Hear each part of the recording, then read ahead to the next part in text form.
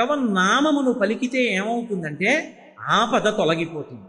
నీ ప్రమేయం లేకుండా మీద వచ్చి పడిపోతున్న ప్రమాదం ఏదున్నదో ఆ ప్రమాదమును తొలగించి రక్షించగలిగిన వాడెవరంటే భగవంతుడు ఒక్కడే. కొన్ని వేల మంది కళ్ళ ముందు చూస్తుండగా కొట్టుకుపోతున్నారు అనుకోండి. ఏదో ఆపద వచ్చింది, అకస్మాత్తుగా కొట్టుకుపోతున్నారు. అందులో ఎవడో ఒక్కడు మాత్రం కేదారేశ్వర కేదారేశ్వర కేదారేశ్వర అని అరిచాడు. వాడికి ఒక్కడికే బుద్ధి ప్రచోదనమై చెట్టు ఎక్కి కూర్చున్నాడు. 3 రోజులు చెట్టు మీద ఉన్నాడు, చెట్టు కొట్టుకుపోలేదు, వాడు బతికాడు. ఆపదామపహర్తారం దాతారం సర్వసంపదాం. నీకేవి కావాలో విస్తాడు. నీకు ఏది ప్రమాదమో దానిని నీకు తెలియకుండా తీసేస్తాడు. శాస్త్రమును ప్రమాణంగా తీసుకుని తమ ప్రవర్తనను చక్కదిద్దుకుని అలా ప్రవర్తించి తరించి జన్మని సార్థక్యం చేసుకుని భగవంతుణ్ణి చేరుకోవాలనేటటువంటి కుతూహలం అందరి యందు ఉంటుంది. ఆ ఉన్న కారణం చేత ఎవరు ఏ ధర్మాన్ని పాటించాలో ఆ ధర్మాన్ని త్రికరణ శుద్ధిగా పాటిస్తారు. అందుకే కృతయుగం లాంటి యుగంలో జన్మించినప్పుడు అసలు ధర్మాన్ని పాటించడంలో వైక్లభ్యాలు రావడం అనేటటువంటి దానికి అవకాశం ఉండదు. కృతయుగంలో అందరూ తరించడానికే అవకాశం ఉంటుంది. తరువాత యుగమైనటువంటి త్రేతాయుగం వచ్చేటప్పటికీ ధర్మంలో ఒక పాదం లుప్తమైపోతుంది. 3 పాదములే ఉంటాయి. ఆ 3 పాదములే ఉన్నటువంటి కారణం చేత ధర్మమునందు ఊంచుకోవడంలో కొంచెం ఇబ్బందులు ఏర్పడుతుంటాయి. అధర్మాన్ని పట్టుకోవాలనేటటువంటి జిజ్ఞాస, అధర్మాన్ని పట్టుకుని కూడా సంతోషంగా ఉండవచ్చని చెప్పగలిగినటువంటి వాళ్ళు, అధర్మం పట్ల కొంచెం ఆసక్తి ఉన్నవాళ్ళు పెరగడం మొదలు పెడతారు. అందుకే త్రేతాయుగంలో రావణాసురుడి వంటి రాక్షసులు బయలుదేరారు.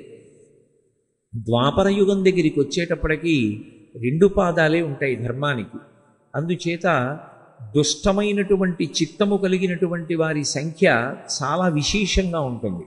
కలియుగం దగ్గరికి వచ్చేటప్పటికీ ప్రధానమైన సమస్య ఎక్కడుంటుందంటే అసలు భగవంతుని యందు మనసు పెట్టడం చాలా చాలా కష్టమై ఉంటుంది. ఎందుచేత అంటే ఏది ప్రమాణమో ఆ ప్రమాణమైనటువంటి వేదం చెప్పినట్లు బ్రతకక్కర్లేదు. వేదము ప్రమాణం కాదు.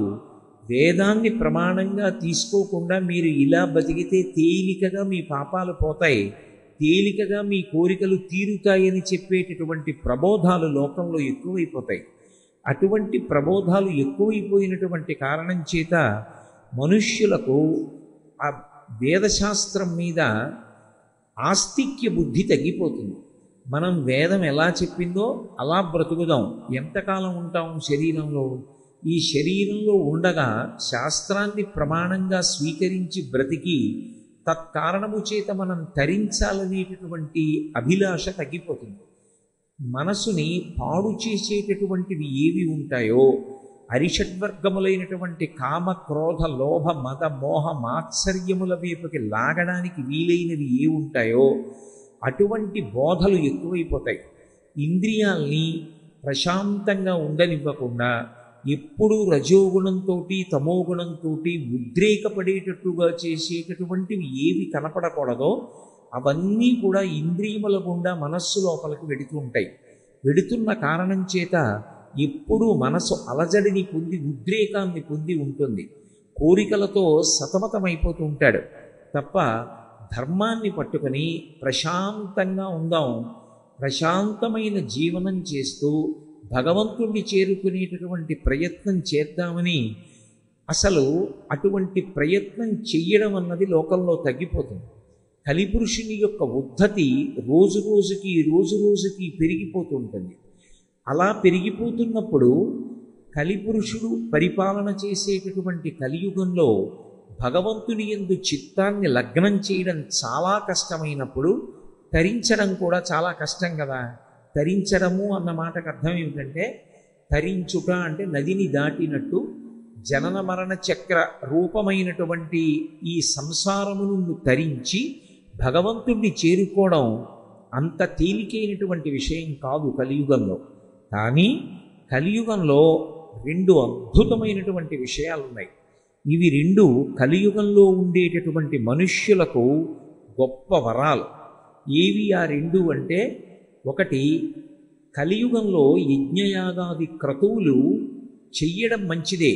ఒకవేళ చెయ్యలేకపోయినా వాటి యందు అనురక్తి ఉండి, నేను కూడా అలా ఒక యజ్ఞం చెయ్యాలి, నేను కూడా ఒక యాగం చెయ్యాలి, నేను కూడా తీర్థయాత్ర చెయ్యాలి, నేను ఇప్పుడు వెళ్ళి గంగానదిలో స్నానం చేస్తాను, నేను ఇప్పుడు వెళ్ళి కాశీపట్టణంలో 9 రోజులు ఉంటాను, నేను ఇప్పుడు రామేశ్వర క్షేత్రానికి వెళ్ళి ఆ రామలింగేశ్వరుణ్ణి అభిషేకం చేస్తాను అని మనసులో వెంపర్లాడుతున్నాడు అనుకోండి, వెళ్ళాలని త్రికరణ శుద్ధిగా, అంటే ఏదో పెదవులతో అనడం కాదు, నిజంగా లోపల కోరిక ఉన్నదనుకోండి, అలా యథార్థమైనటువంటి కోరిక కలిగి ఉన్నవాడెవరో అటువంటి వాళ్ళందరూ అవి చేశారు అన్న పుణ్యాన్ని వాళ్ళ ఖాతాలో వేస్తారు. అందుకే కలియుగంలో చాలా తేలికగా తరించడానికి మార్గం ఎందుకుంటుందంటే, మనసు భగవంతుని యందు అనురక్తము కావాలి. నాకు ఏదో ఈ ఋతువు ఉందనుకోండి, అబ్బా రాత్రి 9:30, 10 గంటలకో వెళ్ళి ఇన్ని బుట్టతో మల్లెపూలు తెచ్చుకొని రాత్రి 11 గంటలకో స్నానం చేసి ఏ శివాలయంలో అర్చక స్వామినో బ్రతిమాలుకుని, షట్కాలముల యందు శివపూజ ఉంది కాబట్టి అర్ధరాత్రి వేళ శివలింగానికి మల్లెపూలతో పూజ చేయించి, అన్ని మల్లెపూల మధ్య ఉన్న నా స్వామిని నేను ఎలా దర్శనం చేస్తాను అని అనుకున్నాడు అనుకోండి, నిజంగా తను ఒక శివాలయం తలుపులు తెరిపించి అర్ధరాత్రి వేళ మల్లెపూలతో సహస్రనామార్చన చేయించలేదు, కానీ త్రికరణ శుద్ధిగా కోరుకున్నాడు ఆ మల్లెపూల వంక చూసినప్పుడు. అలా అతను మనసులో సంకల్పం చెయ్యగానే అతను అలా శివలింగాన్ని ఒక రాత్రి వేళ మల్లెపూలతో పూజించాడు అని అతని ఖాతాలో వేస్తారు. అందుకే వ్యాస భగవానుడు నదీ తీరానికి వెళ్ళి స్నానం చేసి ఆ నదీ తీరానికి వచ్చి బట్ట మార్చుకుని పరమ సంతోషంతో 2 చేతులెత్తి 3 మార్లు అరిచాడు, కలిస్సాధుః కలిస్సాధుః కలిస్సాధుః అన్నాడు. కలియుగం అత్యంత పవిత్రమైనటువంటి కాలం. కలియుగంలో తరించడం తేలికే అని 3 మాటలు అరిచాడు.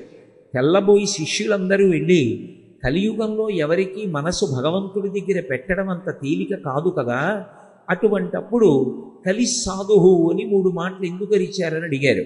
అడిగితే అప్పుడు వ్యాస భగవానుడు ఈ మాట చెప్పాడు, ఎవరు కలియుగంలో భగవంతుని యందు మనసు పెడతారో, పెట్టి భగవంతుడికి ఇలా పూజ చేద్దామని కానీ, ఇలా తీర్థయాత్ర చేద్దామని కానీ, ఇలా నదీ స్నానం చేద్దామని కానీ త్రికరణ శుద్ధిగా సంకల్పం చేసినంత మాత్రం చేత వాడు ఆ పుణ్యకార్యాన్ని చేశాడు అని వాడి ఖాతాలో వేస్తారు. పుణ్యకార్యం చేయడం అలా అయితే మరి పాపకార్యం అది కూడా అంతే. మనసు ఉద్వేగపడి ఏదైనా కోరకూడని విషయాన్ని నేను కోరుకున్నా, చూడకూడని దాన్ని చూసినా, చెయ్యకూడనిది చెయ్యాలని మనసులో కోరిక పుట్టినా అది చేశాడని కూడా వేస్తారు. కానీ వచ్చిన ప్రమాదం ఎక్కడుంటుందంటే, కలియుగంలో కలిపురుషుని యొక్క ఉద్ధతి చేత ఎక్కువగా ఏవి చెయ్యకూడదో అవి చెయ్యాలని అనిపిస్తూ ఉంటుంది. అవి చెయ్యాలి అని అనిపించినటువంటి కారణం చేత అవి చేశాడు అన్న పాపాలే ఖాతాలో పడుతూ ఉంటాయి. రెండవ తేలిక మార్గం ఏది అంటే, కలియుగంలో పాపం వచ్చి పడిపోతోంది కదా మరి ఖాతాలోకి, పుణ్యం మాట దేవుడెరుగు, ఎంత పుణ్యం పడుతోందో మనకి తెలియదు, కానీ పాపం పడుతోంది అన్న విషయం మీ వంటి పెద్దల విషయం నాకు తెలియదు, కానీ నా వంటి వాడి ఖాతాలో మాత్రం పాపం పడిపోతూ ఉంటుంది. మరి ఈ పాపాన్ని తొలగించుకోవడం ఎలా అంటే, దానికి కలియుగంలో ఒక తేలిక మార్గం ఉంది. మిగిలిన యుగాలకి ఈ అవకాశం లేదు. కృతయుగం ఉందనుకోండి, కృతయుగంలో దేని చేత తెరిస్తాడు అంటే అఖండమైనటువంటి తపస్సు చేయడానికి కావలసినటువంటి అవకాశం కూడా ఉంటుంది కృతయుగంలో. కానీ కలియుగంలో తేలికగా తరించడానికి మార్గం ఏది అంటే భగవంతుని యొక్క నామ సంకీర్తనం. భగవంతుని యొక్క నామాన్ని ఎలుగెత్తి పిలవాలి. తనకి కంఠం ఎంత గట్టిగా పిలవగలడో అంత గట్టిగానూ భగవన్నామాన్ని చదవాలి. అథవా పోనీ పెదవులు కదపకుండా లోపల నామం చదువుకున్నా కూడా వచ్చిన దోషమేం లేదు. భగవన్నామ సంకీర్తనం ఎటువంటిది అంటే ఎప్పుడు వచ్చిన పాపాన్ని అప్పుడు కడుగుతుంది. అంటే నా ఉద్దేశ్యం పాపం చేసి భగవన్నామం చెప్పమని కాదు, భగవన్నామమును పలికినటువంటి కారణం చేత చిత్తము శుద్ధి అవుతుంది. మళ్ళీ మళ్ళీ పాపం చెయ్యాలనేటటువంటి భావన ఉండదు. అది అనురక్తిగా మారుతుంది. పైగా భగవన్నామమును సంకీర్తనము అన్న మాటలో ఒక అర్థం ఉంటుంది. అదే మీకు తేలికగా అర్థం అవ్వాలి అంటే భజన సంప్రదాయంలోకి తీసుకొస్తారు. నేను ఒక్కడిని కూర్చుని భగవన్నామని చెప్తున్నాను అనుకోండి, దాని యందు ఉత్సాహము పొటమరిస్తుందా అంటే అది నా మనసుకి ఉన్నటువంటి అధ్యవసాయాన్ని బట్టి ఉంటుంది. నేను కూర్చుని లలితా సహస్రనామ స్తోత్రం చదువుతున్నాను అనుకోండి, లేదా విష్ణు సహస్రనామం చదువుకుంటున్నాను అనుకోండి, ఆవలింతలు రాకుండా విష్ణు సహస్రనామం చదువుతుంటే నాలో మంచి ఉద్వేగంతో సంతోషంతో నేను అలా చెయ్యగలనా అంటే అది నా బుద్ధి పరిపక్వత మీద, నాకు ఆ భగవంతుని యొక్క నామము మీద ఉండేటటువంటి ఆదరణ మీద ఉంటుంది. భజన దగ్గరికి వచ్చేటప్పటికీ భజనలో కొత్తగా ఏం ఉండదు, భగవన్నామమునే భజన చేస్తారు. ఏదో హరే రామ రామ రామ హరే హరే, హరే కృష్ణ కృష్ణ కృష్ణ హరే హరే. కలియుగంలో ఇది ప్రధానంగా చెయ్యమని చతుర్ముఖ బ్రహ్మగారు నారదుడిగా ఉపదేశం చేసినటువంటి నామం ఇది. ఇది భజన చెయ్యమని చెప్పారు. ఇది నేను మీకు ఒక ఉదాహరణ చెప్పాలి అంటే, ఒకళ్ళు కంజేరీ పట్టుకుని, ఒకళ్ళు తాళాలు పట్టుకుని, ఒకళ్ళు డప్పు పట్టుకుని, మిగిలిన వాళ్ళందరూ చుట్టూ కూర్చుని ఏదో హరే రామ రామ రామ హరే హరే, హరే కృష్ణ కృష్ణ కృష్ణ హరే హరే అంటున్నారు అనుకోండి. మిగిలిన వాళ్ళు తప్పట్లు కొడుతూ ఆ నామాలు చెప్తున్నారు అనుకోండి. చెప్తున్నప్పుడు అది కొంతసేపు అయిన తర్వాత మంచి వేగాన్ని అందుకుంటుంది. హరే రామ రామ రామ హరే హరే, హరే కృష్ణ కృష్ణ కృష్ణ హరే హరే అని ఒక్కసారి తగ్గించి హరే రామ రామ రామ హరే హరే అన్నాడు అనుకోండి. అందులో అంతమంది కలిపి గట్టిగా చెప్తుంటే మనం ఒక్కళ్ళ మెల్లిగా మూల కూర్చుని ఆవలిస్తూ అనం. మనం కూడా సంతోషంగా ఉద్వేగంతో తప్పట్లు కొడుతూ గట్టిగా అంటాం. అందరూ తగ్గించారనుకోండి, మనం కూడా మెల్లిగా తప్పట్లు కొడుతూ మనం కూడా తగ్గిస్తాం. భజన యందు ఏమవుతుందంటే అసలు నేను ఏమీ చెయ్యొద్దు అనుకుని వచ్చి కూర్చున్నవాడు కూడా ఏం చేస్తాడంటే అందరూ గట్టిగా చెప్తున్నారు అనుకోండి, వాడి ప్రమేయం లేకుండా వాడు కూడా భజన చేస్తాడు. కాసేపు మామూలుగా కూర్చుంటాడు, ఆ తర్వాత తప్పట్లు కొట్టడం మొదలెడతాడు. ఆ తర్వాత హరే రామ రామ రామ హరే హరే అంటాడు. భజన యందున్న గొప్పతనం ఏమిటంటే, నేను విష్ణు సహస్రనామ స్తోత్రం చదివాను అనుకోండి, వనమాలి గదీశాంగీ శంఖీ చక్రీ చనందకి శ్రీమాన్ నారాయణో విష్ణుర్వాసుదేవోభిరక్షతు అని పూర్తి చేసేశాను. పూర్తి చేసేసి లేచిపోయాను. ఆ తర్వాత మళ్ళీ విష్ణు సహస్రనామ స్తోత్రం నా నాలుక మీద ఉంటుందా? చెప్పడం కష్టం. అదే మీరు భగవన్నామ సంకీర్తనం చేశారనుకోండి, ఒక అరగంట సేపు జై జై శంకర హర హర శంకర, జై జై శంకర హర హర శంకర అని భజన చేశారు. భజన చేసి ఓ అరగంట అయిపోయిన తర్వాత వెళ్ళిపోతున్నారు. వెళ్ళిపోతున్నా కూడా మీకు తెలియకుండా మీ నోరు జై జై శంకర హర హర శంకర, జై జై శంకర హర హర శంకర అని కాసేపు అంటూ ఉంటుంది. అంటే ఒకడుగా మొదలుపెట్టి చేసింది తరువాత కొనసాగుతుందా అంటే చెప్పడం కష్టం. 10 మందితో కలిసి చేసినది భజనగా భగవన్నామం తర్వాత మీ ప్రయత్నం లేకుండా కొనసాగుతుంది. తర్వాత భజనకు ఉండేటటువంటి గొప్ప లక్షణం ఏమిటంటే, ఒక్కడిని కూర్చుని ప్రతిరోజు 6 అయ్యేటప్పటికీ విష్ణు సహస్రం చదువుతాను అన్నాను అనుకోండి. 6 అయ్యేటప్పటికీ నేను కూర్చుందాం అంటే ఏదో పని జ్ఞాపకానికి వచ్చింది అనుకోండి, ఇవాళకి మానేద్దాంలే అనిపిస్తుంది. అదే భజన చేయడానికి వెడదాం అన్నాను అనుకోండి, అదో సంతోషంగా ఉంటుంది. ఇవాళ శుక్రవారం అమ్మవారి మీద భజన, శనివారం ఏదో గోవిందనామాలతో వెంకటరమణుడి మీద భజన, ఇవాళ సోమవారం శివనామాలతో భజన. వెళ్ళి చక్కగా కూర్చుని కాసేపు ఆ భజన చేసుకుని రావడంలో మనసులో ఒక గొప్ప శాంతి ఉంటుంది. 2, మనకి తెలియకుండానే నాడీ వ్యవస్థ అంతా కూడా విశేషంగా బలపడుతుంది భజన సంప్రదాయంలో. ఎందుకని అంటే 2 చేతులు తప్పట్లు కొట్టినప్పుడు చేతిని చెయ్యి గట్టిగా తాకుతుంది. తాకడం ఏదో అర్థం లేకుండా తగలదు. ఒకే రకమైనటువంటి స్థితిలో, అంటే ఒక విరామంతో, ఒక పద్ధతిలో చేతులు 2 తగులుతున్న కారణం చేత అదే సమయంలో భగవన్నామం నోటి వెంట వచ్చి ఒక గొప్ప ఆనందం ఉద్భుతమవుతూ ఉంటుంది. కాబట్టి నాడీ మండలం అంతా కూడా తేజోవంతమవుతుంది. నాడీమండలం అంత తేజోవంతమైతే ఆ తేజోవంతమైనటువంటి నాడీ వ్యవస్థ ఆరోగ్యమునకు కారణమవుతుంది. పైగా ఒక విష్ణు సహస్రనామ స్తోత్రాన్ని అందరూ చదవండి అన్నాను అనుకోండి, బ్రహ్మణ్యో బ్రహ్మకృత్ బ్రహ్మీ బ్రహ్మ బ్రహ్మ అని ఏదో నామం చెప్పండి అన్నాను అనుకోండి, అక్కడికి వచ్చేటప్పటికి ఏమో మాకు నోరు తిరగదండి అని కొంతమంది ఆ శ్లోకం దగ్గర ఆగిపోవచ్చు.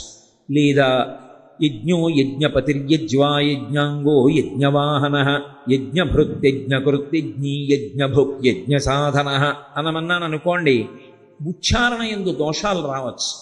కానీ మనకి పరమేశ్వరుని యొక్క కృపా విశేషం చేత 2 అక్షరములతో ఉన్నటువంటి భగవన్నామములు ఏ ఒత్తులు లేకుండా ఉన్నటువంటివి 2 ఉన్నాయి. ఒకటి రామనామము, రెండవది శివనామము. శివ చాలా తేలిక, రామ చాలా తేలిక. ఈ 2 నామాలు పలకడానికి నాకెలాగండి చాలా కష్టం, నా నోరు ఎలా తిరుగుతుందండి అని అనవలసినటువంటి అవసరం ఉండదు. చాలా తేలిక. పైగా మనిషికి పరానుకరణము అని భగవంతుడిచ్చినటువంటి ఒక గొప్ప కూసు విద్య ఉంటుంది. పరానుకరణము అంటే అది పసితనం నుంచి వచ్చేస్తుంది. పెద్దవాళ్ళు ఏం చేస్తున్నారో పిల్లలు అదే చేస్తారు. అమ్మ ప్రతిరోజు ఆడపిల్లని కూర్చోపెట్టి ముఖానికి అంగరాగాన్ని అలది, అంగరాగం అంటే పౌడరు, అంగరాగం అలది, కళ్ళకి కాటుక పెట్టి బొట్టు పెట్టి చిన్న కొప్పేసి అందులో ఓ పువ్వులు పెట్టింది అనుకోండి, ఒక 6 నెలలు అయిపోయిన తర్వాత పిల్ల ఏం చేస్తుందంటే తన ఆడుకునే బొమ్మ తీసుకొచ్చి కాళ్ళ మీద పడుకోబెట్టుకుని అమ్మ పౌడర్ రాసినట్టే పౌడర్ రాసి, అమ్మ బొట్టు పెట్టినట్టు బొట్టు పెట్టి, అమ్మ తనకి ఆమ్ పెట్టినట్టే దానికి ఆమ్ పెట్టి, ఆమ్ అంటే అన్నం, అన్నం పెట్టి పరానుకరణము అమ్మ ఏం చేస్తోందో అలా చేస్తుంది. భజన సంప్రదాయమునందున్నటువంటి గొప్పతనం ఏమిటంటే ముందు వెళ్ళి కూర్చుని సంకీర్తన చేస్తాడు కాసేపు, హరే రామ రామ రామ హరే హరే అంటాడు. ఓ 10 రోజులు వెళ్ళిన తర్వాత ఏం చేస్తాడంటే తను కూడా ఆ చేత్తో చిడతలు ఉంటాయి అవి పట్టుకుని తాను కూడా వాటిని వాయించడానికి ప్రయత్నిస్తాడు. అది అయిపోయిన తర్వాత కొన్నాళ్ళకి కంజీరి వాయించాలనిపిస్తుంది, అది చిన్న డప్పులా ఉంటుంది, అది పట్టుకుని వాయిస్తాడు. ఇంకా కొంతకాలం అయిపోయిన తర్వాత భజన సంప్రదాయం నుండి ఉండే గొప్పతనం ఏమిటంటే పరమ పారవస్యంతో లేచి నిలబడి నృత్యం చేస్తాడు. ఇప్పటికీ కర్ణాటకలో కొంతమంది విద్వాంసులు ఉన్నారు. భజన సంప్రదాయంలో వాళ్ళు చేయించేటటువంటి భజన చూస్తే మీరు తెల్లబోతారు. 10,000 మంది సభలో ఉండనివ్వండి, 95 సంవత్సరముల వయోవృద్ధులు ఉండనివ్వండి, వాళ్ళు భజన మొదలుపెట్టి వాళ్ళు భజన చేయించడం ఓ 20 నిమిషాలకి తారస్థాయికి వచ్చిందనుకోండి, ఎవ్వరూ కుర్చీలో కూర్చోరు. మీరు చెప్పక్కర్లేదు కుర్చీలో కూర్చోకండి లేవండి అని చెప్పక్కర్లా. వాళ్ళ ప్రమేయం లేకుండా అందరూ కుర్చీల్లోంచి లేచిపోయి పరమ సంతోషంతో ఉద్వేగంతో భక్తితో లేచి నిలబడి కాళ్ళు చేతులు కదుపుతూ తాదాత్మ్యత చెందిపోయి భజన చేసేస్తారు. అంటే అక్కడ ఇంకా సిగ్గనేటటువంటి మాట ఉండదు. శరీర భ్రాంతి విడిచిపెట్టి అంత సంతోషంతో భగవన్నామాన్ని పలకడంలో అంతటి ఉద్వేగాన్ని పొందుతాడు. ఏది మీరొక్కరూ కూర్చుని భగవన్నామం పలకడంలో ఉద్వేగం పొందండి, సాధ్యం కాదు. అందుకే భగవన్నామాన్ని కలియుగంలో పలకడంలో నేనొక్కడిని కూర్చుని పలుకుతాను అనడం అంత తేలిక కాదు. భగవన్నామ సంకీర్తనము అన్నారు. అందుకే కలియుగంలో సంకీర్తనము అన్న మాటకు అర్థం ఏమిటంటే నువ్వు ఒక భజన బృందంలో సభ్యుడివి కావాలి. అన్ని చోట్ల భజన బృందాలు ఉండాలి. ఒక దేవాలయం ఉందనుకోండి, ఆ దేవాలయానికి ప్రాణం ఏది అంటే భజన బృందం. భజన బృందం లేదనుకోండి దేవాలయానికి, అది దేవాలయం తప్పు కాదు, ఆ దేవాలయం చుట్టుపక్కల నివసిస్తున్న వాళ్ళు బుద్ధిహీనులు అని గుర్తు. దేవాలయ ప్రాంగణంలోకి వెళ్ళి నువ్వు భజన చేసుకోవాలి. నువ్వు ఒక్కడే మొదలు పెడితే నీతో 4 బయలుదేరుతారు, 10 మంది అవుతారు, 100 మంది అవుతారు, 1000 మంది అవుతారు. అది క్రమంగా ఎక్కడికెడుతుందంటే నగర సంకీర్తనకెడుతుంది. నగర సంకీర్తన సంప్రదాయం ఎందుకు వచ్చిందంటే దాని యందు విముఖుడై నిద్రపోతున్నవాడు ఉంటాడు. కానీ వీళ్ళేం చేస్తారంటే కంజరీలు పట్టుకుని ఆ చేతిలో చెడతలు పట్టుకుని భగవన్నామం చెప్తూ పాటలు పాడుతూ బ్రహ్మముహూర్తంలో తెల్లవారుజామున వీధుల్లో తిరుగుతూ వెడతారు. మంత్రం చెప్పడానికి, మంత్రాన్ని జపం చేయాలన్నా, పూజ చెయ్యాలన్నా, ధ్యానం చెయ్యాలన్నా కొన్ని నియమాలు ఉంటాయి. ఆ నియమం తప్పారనుకోండి అవి ఫలించవు. నేను మంత్రజపం చేస్తున్నాను అనుకోండి, మంత్రజపం చేసేటప్పుడు నేను కదిలాను అనుకోండి, నా కాళ్ళు చేతులు కదిలినా నేను కదిలినా ఆ జపం ఫలించదు. కదలకుండా స్థాణువై జపం చేయాలి. ధ్యానం చేస్తున్నాను అనుకోండి, నేను కదలకుండా ఉంటే సరిపోదు, అసలు నా మనస్సు నిలబడడానికి ఆ గదిలో వాతావరణం ఉండాలి. ఆ వాతావరణం లేని చోట ధ్యానం చేయకూడదు. అలా చేశాడనుకోండి ఎవరైనా, అసలు వాడికి ధ్యానం గురించి తెలియదని గుర్తు. చక్కగా ఎలా కూర్చుంటే మీకు సౌకర్యంగా ఉంటుందో అలా పలచటి మెత్తటి బొంత వేసుకుని గది తలుపులు మూసి నిశ్శబ్దంగా ఉండేటట్టు చూసుకొని చాలా కింది స్థాయిలో మంద్రంగా సువాసన వచ్చేటట్టుగా ఏదో కొద్దిగా ఒక్క అగరవత్తో లేకపోతే అరవిరిసినటువంటి సుగంధభరితమైనటువంటి పూల దండలో కొంచెం దూరంలో ఉంచుకుని భగవన్మూర్తిని మీరు దేన్ని ధ్యానం చేద్దాం అనుకుంటున్నారో కళ్ళు విప్పి తదేక దృష్టితో కాసేపు చూసి కన్నులు మూసి అదే మూర్తిని మీలోకి తెచ్చుకొని ధ్యానం మొదలుపెట్టారు. అది ధ్యాన ప్రక్రియకి ప్రారంభ స్థితి. ధ్యానం మీరు ఎక్కడ పడితే అక్కడ ఎలా చేస్తారు? ఎంతో స్థాయికి వెళ్ళిపోతే తప్పది కుదరదు, అసలు అలా వెళ్ళలేరు. ఏ మహాస్వామి లాంటి వాళ్లకో అది సిద్ధం తప్ప అందరికీ అది సాధ్యం కాదు. భగవన్నామం పలకడానికి మీరు స్నానం చేశారా, శౌచంతో ఉన్నారా, మీరు అసలు ఇంట్లో తిరగడానికి యోగ్యమైన స్థితితో ఉన్నారా, అలా లేరా, ఇటువంటి వాటితో దేనితోనూ సంబంధం లేదు భగవన్నామానికి. ఎప్పుడైనా భగవన్నామని చెప్పచ్చు. ద్రౌపదీదేవి ఎప్పుడు పిలిచింది భగవన్నామాన్ని? ఆపద కలిగినప్పుడు పిలిచింది. ఆపద కలిగినప్పుడు ఆవిడ ఎటువంటి ఇబ్బందిని పొందింది? ఆవిడ ఏకవస్త్రయ్యి ఉంది. ఏకవస్త్ర అంటే రజస్వలా దోషంతో ఉంది ఆవిడ. రజస్వలా దోషంతో ఉన్నటువంటి స్త్రీకి ఆపద వస్తే ఆవిడ ఎలుగెత్తి భగవన్నామం పలికింది. భగవన్నామాన్ని పలికితే నువ్వు రజస్వలా దోషంతో ఉన్నావు, నా నామం ఎలా పలుకుతావు, నేను ఎందుకు వస్తానన్నాడా కృష్ణ భగవానుడు? అనలేదు. భగవన్నామమును సంకీర్తన చెయ్యడానికి మీరు ఏ స్థితిలో ఉన్నారన్న దానితో సంబంధం లేదు. కానీ అది అలవాటు పడిందనుకోండి, ఆ సంకీర్తన చేయడంలో దానికో సంతోషం అలవాటు అయిపోయిందనుకోండి, అది పైకి ఏ విధమైనటువంటి డాంబికం అక్కర్లేదు. కేవలం ఒక తనలో తాను రమించిపోతూ ఎప్పుడూ లోపల సంకీర్తన చేస్తూ ఉంటుంది. ఆ సంకీర్తన చేయడం అనేటటువంటిది దేని కింద మారిపోతుందంటే, మీకు బాహ్యంలో కలిగినటువంటి నొప్పిని మరిచిపోవడానికి అది కారణమవుతుంది.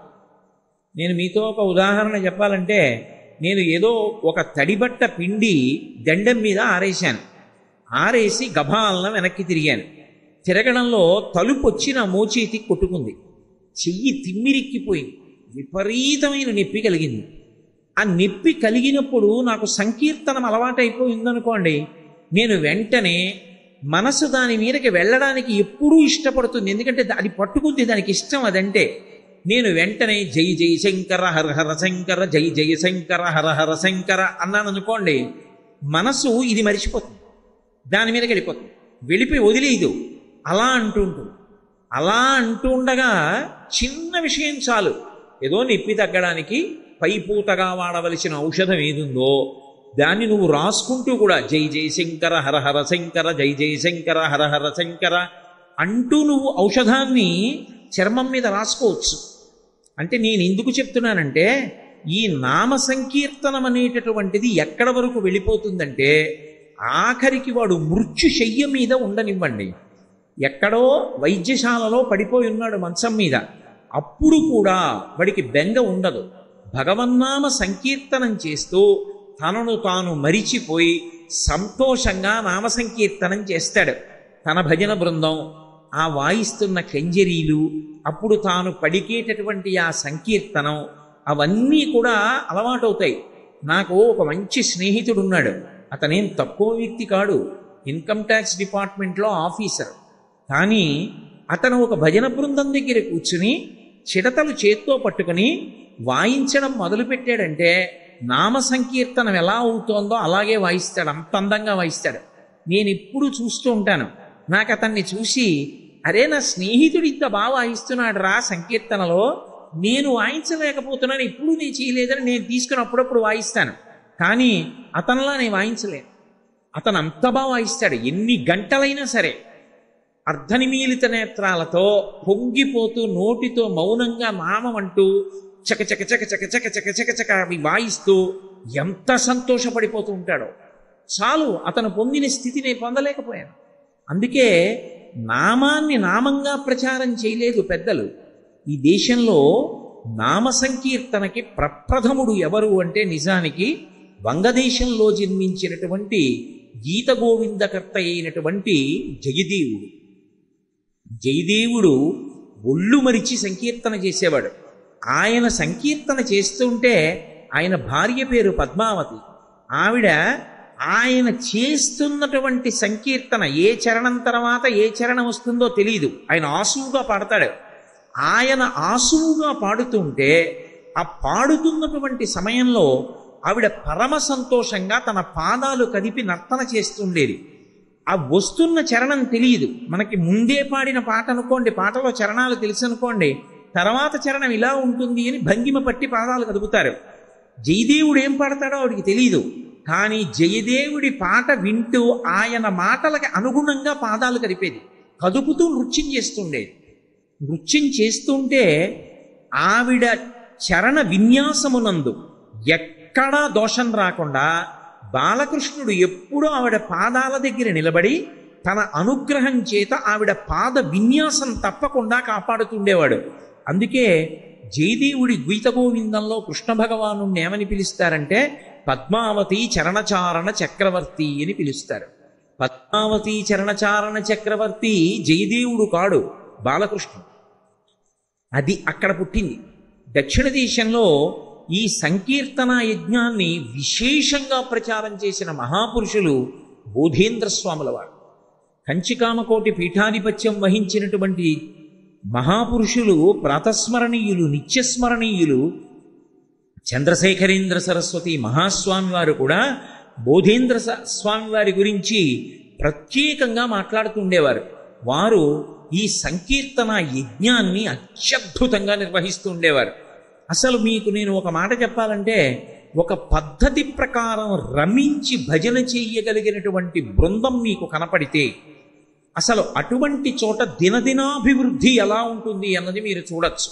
ఒకప్పుడు పశ్చిమ గోదావరి జిల్లాలో పెదముత్తీవి గ్రామంలో లక్ష్మణ యతీంద్రులని ఒక మహానుభావుడు ఉండేవారు. వారికి ఈ సంకీర్తన అంటే చాలా ఇష్టం. వారు సంకీర్తన చేయిస్తున్నటువంటి రోజుల్లో, ఇప్పుడు ఆ తల్లి ఉన్నారా, ఎక్కడ ఉన్నారు, వారి క్షేమ సమాచారాల గురించి నాకు తెలియదు, కానీ ఏలూరులో ఒక లబ్ధప్రతిష్టమైనటువంటి కళాశాలలో అధ్యాపకురాలిగా పనిచేస్తున్నటువంటి ఒక ఆవిడ లెక్చరర్. ఆవిడ అక్కడ భజన జరుగుతుంటే ఆవిడ నృత్యం చేసేవారు. నేను అలా అనకూడదు, కానీ ఆవిడది చాలా స్థూలకాయం.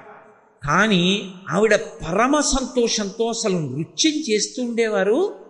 అసలు ఈవిడ ఇలా ఒళ్ళు మరిచిపోయి ఇంత శరీరంతో ఈవిడ నృత్యం ఎలా చేస్తున్నారనిపించేది.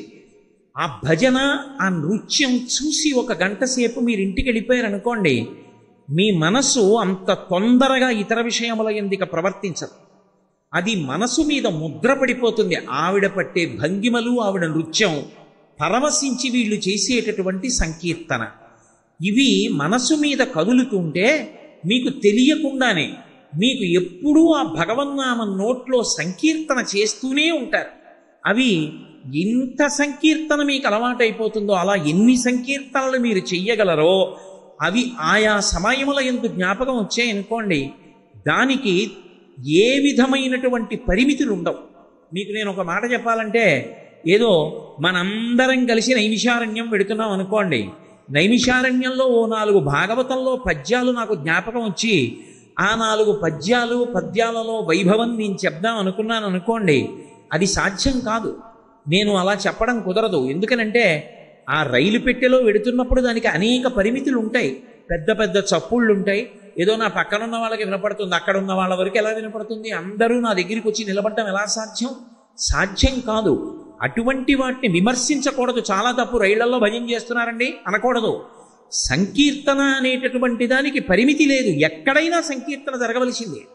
వాళ్ళు ఒళ్ళు మరిచిపోయి పరమ సంతోషంతో సంకీర్తన చేద్దాం అనుకున్నారనుకోండి, ఆ పెట్టెలో ఉన్న వాళ్ళందరూ యాత్రకు ఎడుతున్న వాళ్ళే, వాళ్ళందరూ కలిసి సంతోషంగా భగవన్నామం సంకీర్తన చేస్తున్నారనుకోండి, అందరూ ఒకచోటే కూర్చోక్కర్లేదు, అందరూ పెట్టెలో వేరు వేరు స్థానాల్లో కూర్చున్నా అందరికీ అలా పాడడం అలవాటు కాబట్టి అందరూ కలిసి అఖిలాండేశ్వరి అంబ పరమేశ్వరి అఖిలాండేశ్వరి ఆదిపరాశక్తి పాలయమాం అని భజన చెయ్యాలనుకుంటే అందరూ ఎక్కడ కూర్చున్నా చేసేస్తారంతే.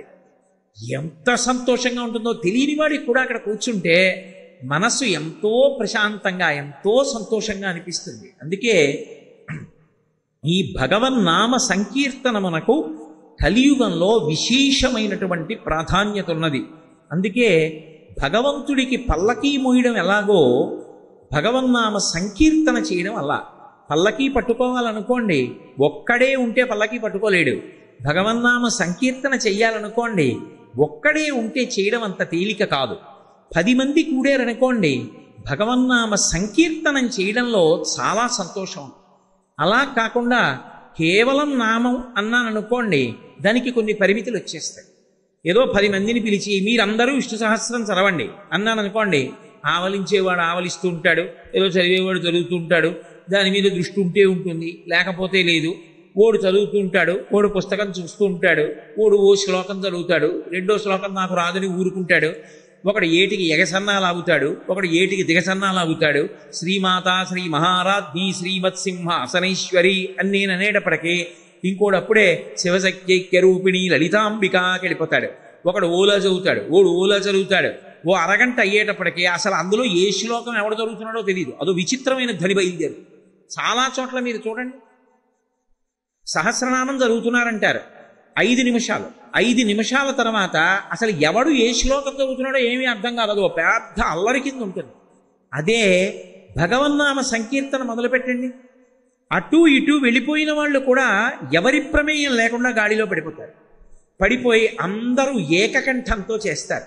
అప్పుడు రోమాంచితమై ఎంత సంతోషంగా ఉంటుంది. కలియుగంలో భగవన్నామ సంకీర్తన మనకు అంత ప్రాధాన్యత ఉంది. భగవన్నామాన్ని పలకడం అలవాటైందనుకోండి, నాలుకకు ఆ నామం పలకడం అలవాటు. ఏదో ఏ పని చేస్తున్నదో ఆవలింత వచ్చిందనుకోండి, ఓసారి భగవన్నామం చెప్తాడు. ఆఖరికి తలుపు సందులో వేలు పడిందనుకోండి, అప్పుడు కూడా భగవన్నామం చెప్తాడు. భగవన్నామం చెప్పడంలో అంత సంతోషం ఉంటుంది. అయితే నామమునందు ఒక పెద్ద విశేషం ఉంటుంది. ఇప్పుడు నాకు ఒక పేరుంది, నన్ను కోటేశ్వరరావు అని పిలుస్తూ ఉంటారు. మీరు నన్ను కోటేశ్వరరావు గారు అని పిలిచారనుకోండి, సభ నడుస్తుండగా అక్కడ నిలబడి గట్టిగా నేను వెంటనే ఇలా తల తిప్పి చూస్తాను, ఎవర్రా అంత గట్టిగా పిలిచారు నన్ను అని. అదే కామేశ్వరరావు గారు అని పిలిచారనుకోండి, నేను తల తిప్పను, ఎవరినో పిలిచారనుకుంటాను. నాకు ఒక్కటే పేరు ఉంటుంది. మరి భగవంతుడికి ఒక్క పేరు ఉండదు, అనేక పేర్లు ఉంటాయి. మరి భగవంతుడికి అన్ని పేర్లు ఎందుకు, మనకు ఒక్కటే పేరు ఎందుకు అంటే, మనది వ్యావహారికము అంటారు. అంటే పిలవగానే పలకడానికి, మన దృష్టి అటువైపు మరల్చబడడానికి తేలికగా ఒక సాధనముగా ఒక పేరు ఉండాలి. కాబట్టి ఒక నామాన్ని తండ్రి ఉంచుతాడు. ఆ నామకరణం చేసినప్పుడు ఆ పేరు పెడతారు. ఆ పేరు పెట్టినప్పుడు ఆ పేరుతో పిలిస్తే పలకడం వాడికి అలవాటైపోతుంది. ముందు చంటి పిల్లవాడికి ఏం తెలుసని వాడి పేరని వాడికి తెలియదు. కొన్నాళ్ళు పోయిన తర్వాత ముందు కార్తికేయ శర్మ అన్నారనుకోండి, వాడేం పలకడేటో తిరిగి వెళ్ళిపోతుంటాడు. కార్తికేయ శర్మ ఎవడో వాడికే తెలియదు, నేనేనని వాడికి తెలియదు. కొన్నాళ్ళు అయిపోయింది అనుకోండి, వాడికి ఓ ఏడాది వచ్చిందనుకోండి, కార్తికేయ శర్మ అన్నారనుకోండి, వాడు వెనక్కి తిరిగి ఊ అంటాడు. అంటే వాడికి అర్థమైపోయింది, ఓ ఇది నా పేరు అని వాడికి తెలిసింది. భగవంతుణ్ణి మీరొక్కటి ఆలోచించండి, ఆయనకి ఒక పేరు కాదు, ఇన్ని పేర్లు. అంటే 1000 అనకూడదు, సహస్రం అంటే అనంతము అని. అనంతమైన నామములుంటే ఆ నామాలు పెట్టి పిలిచినప్పుడు ఏ పేరు పెట్టి పిలిస్తే నా పేరు పెట్టి పిలుస్తున్నారని ఆయన పలకడం తేలికవుతుంది. అసలు అన్ని నామాలు ఎందుకు? నాకున్నట్టే ఆయనకి ఒక్క పేరుంటే సరిపోదా? ఒక్క పేరుతో భగవంతుడిని పిలిచారనుకోండి, ఆ పేరు పెట్టి పిలిచామనుకోండి, ఆయనకి సౌలభ్యం మనకి సౌలభ్యం. ఎందుకని పేర్లు అసలు భగవంతుడికి? ఇక్కడ తేడా ఎందుకు వస్తోంది అన్నది బాగా అర్థం చేసుకోవాలి. అసలు ఆ అర్థం చేసుకోవడం వస్తే తప్ప భగవన్నామమునందు రుచి పుట్టదు. మీరు ఒకటి ఆలోచించండి. ఏదో కూర తీసుకొచ్చి వేస్తారు, పప్పు తీసుకొచ్చి వేస్తారు, పచ్చడి వేస్తారు, పాయసం వేస్తారు, పులిహార వేస్తారు. ఇది అన్నిటిలోకి చాలా బాగుంది అని ఇంకొంచెం వెయ్యండి అంటారు. ఎప్పుడు అంటారు? ఏదో పప్పు కలుపుకొని ముందు కొద్దిగా పప్పు తీసి కలుపుకుని నోట్లో పెట్టుకుని అంత బాగా లేదులే చప్పగా ఉంది అనుకుని ఒక కూర తీసి కలుపుకుని అంత బాగా లేదులే ఘాటు లేదు అని రెండవ కూర కొద్దిగా కలుపుకుని ఇది బాగుంది అని ఆ కూర వేసింది కలుపుకుని ఇంకొంచెం వెయ్యండి అని అడుగుతారు. మారు అడ్డని అడుగుతారు. అసలు అందులో రుచి ఒకటి తెలిస్తే కదా మీరు దాన్ని ఎందు రమించి మళ్ళీ వెయ్యమని అడగడం. భగవన్నామమునందు రుచి తెలిస్తే నామము పలుకుతాం. నాలుక రుచి తెలిస్తే మారువడ్డని అడిగినట్టు భగవన్నామము యొక్క రుచిని మనసు తెలుసుకుంటే భగవన్నామమును పలకడానికి నాలుక సంతోషంగా ముందుకొస్తుంది. ఏమిటా రుచి ఎలా తెలుస్తుంది? అందుకే భగవన్నామమును పలకడంలో రుచిని ప్రధానంగా చెప్తారు. శ్రీరామ నీ నామం ఎంత రుచిరా, ఎంత రుచి ఎంత రుచి ఎంత రుచిరా, పాలు మీ గడల కన్నా పంచదార తేనెల కన్నా శ్రీరామ నీ నామం ఎంత రుచిరా అంటారు. అంటే దాని ఉద్దేశ్యం శ్రీరామనామానికి కూడా ఏదో రుచి ఉందని, దాన్ని కూడా కూర వండుకోవచ్చని అనే దాని అర్థం కాదు. శ్రీరామనామమునకు ఉన్న వైభవం ఏమిటో నీకు అర్థమైతే అయ్య బాబోయ్ ఆ నామం పలకకుండా నేను ఎలా ఉండగలను అని మళ్ళీ నేను ఆ నామం వదిలిపెట్టలేనని నువ్వు పట్టుకుంటావు. పట్టుకున్నప్పుడు నాలుక దాన్ని పలుకుతూ ఉంటుంది. ఇంత అదృష్టమా, అది అనకుండా నేను ఎలా ఉంటానురా అని ఆ నామాన్ని పలుకుతావు. అలా పలకడానికి తగినటువంటి అనురక్తి ఎందుకు కలుగుతుంది అంటే ఆ నామము యొక్క వైభవాన్ని విచారణ చెయ్యడం చేత కలుగుతుంది. మీకు నేను బాగా అర్థమయ్యేటట్టుగా చెప్పాలి అంటే భగవంతుని యొక్క నామములు కేవలము నామవాచకములు కావు. ఏదో నాకు కోటేశ్వరరావు అని పేరున్నట్టే భగవంతుడికి కూడా పిలవడం కోసమని ఒక పేరు కాదు. భగవంతుని యొక్క నామములకు గౌణములని పేరు. గౌణములంటే గుణావిష్కృతములు. ఆయన యొక్క గుణములను అవి ఆవిష్కరిస్తాయి. భగవంతుడికి కూడా గుణాలుంటాయా? సత్వగుణం, రజోగుణం, తమోగుణం, అలా 3 గుణాలు ఆయనకి ఉంటాయా? మరి భగవంతుడికి కూడా 3 గుణాలుంటే ఆయన మనతో సమానం అయిపోలా? ఆయనకి కోరికలు ఉన్నట్టు, ఆయన నిద్రపోయినట్టు, ఆయన లేచినట్టు, అప్పుడప్పుడు ప్రశాంతంగా ఉన్నట్టు, చాలాసేపు అశాంతిగా ఉన్నట్టు అర్థం అవ్వట్లా? మరి ఆయనకి గుణములు ఎందుకుంటాయి అంటే గుణాతీతుడైనటువంటి భగవంతుడు భక్తులను కాపాడడంలో ఒక్కొక్కసారి ఒక్కొక్క గుణాన్ని బయట పెడతాడు. అవి వ్యాఖ్యానములుగా వచ్చే నామాలకి. లేకపోతే విష్ణు సహస్రనామ స్తోత్రానికి శంకరాచార్యుల వారు భాష్యం ఎందుకు చెయ్యాలి? అవి కేవలం పేర్లు అనుకోండి.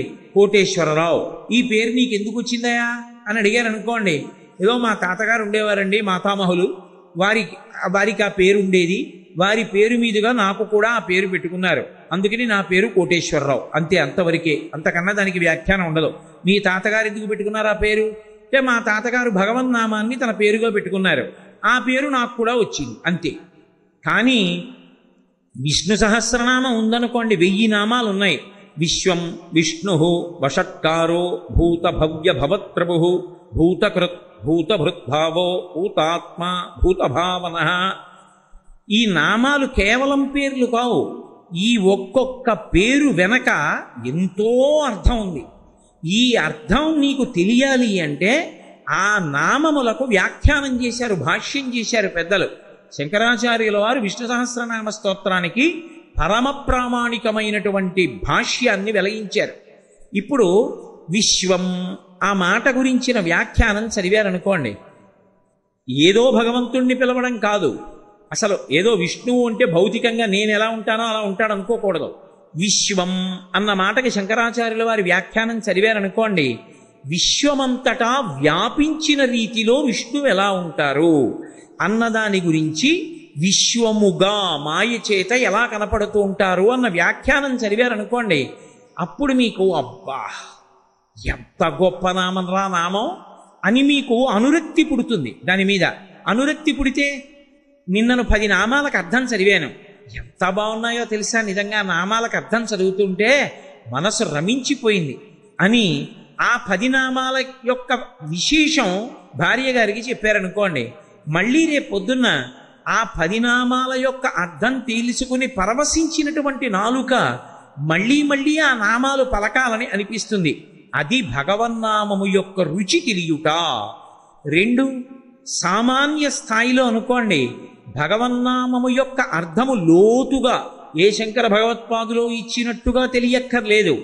బాహ్యంలో అసలు ఆ నామము యొక్క వైభవం ఏమిటి, ఆ పేరు పిలిస్తే ఏమవుతుంది అన్న విషయం మీకు అర్థమైందనుకోండి, నామమునందు అనురక్తి కలుగుతుంది.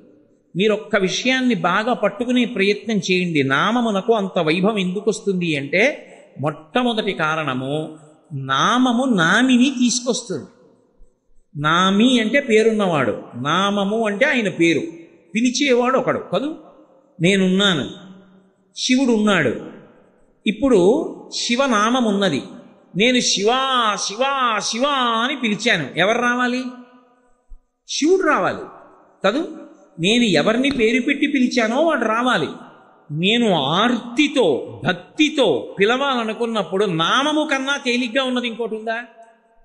అప్పుడు స్వరంతో వేదమంత్రం చెప్పు అన్నాను అనుకోండి, ఎంతమంది చెప్తారు? ఎంతమందికి వస్తుంది స్వరంతో వేదమంత్రం చెప్పడం?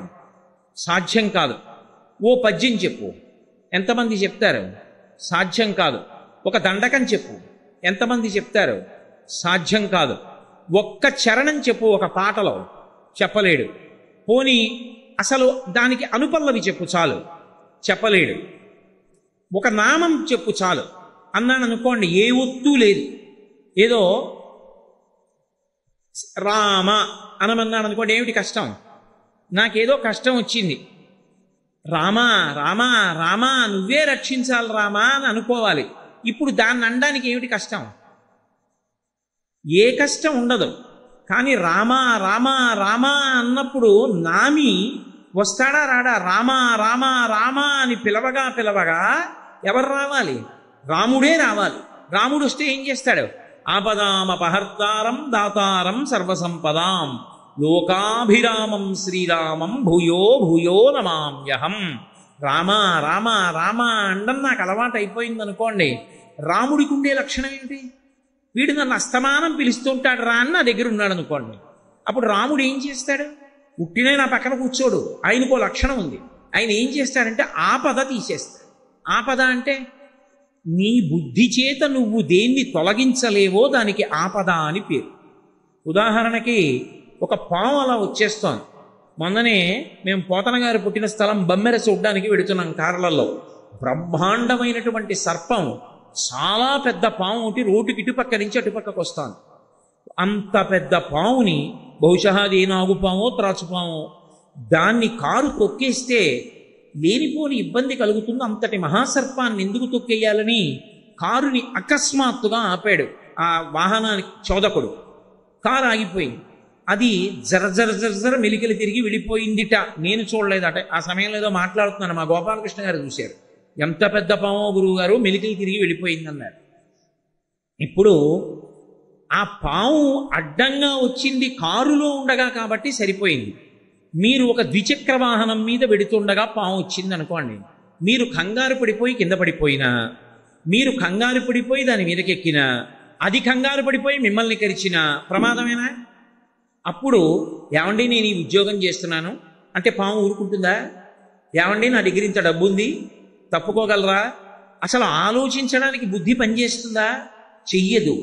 బుద్ధి పనిచేసి తప్పించుకోలేనిదేదో దానికి ఆపద అని పిలుస్తారు. అందుకే భారతంలో ఎందుకు కృష్ణుడు కావాలి అన్నదాన్ని చెప్తూ పాండవులు ఒక మాట అంటారు, ఆపద గడవం బెట్టగా అంటారు.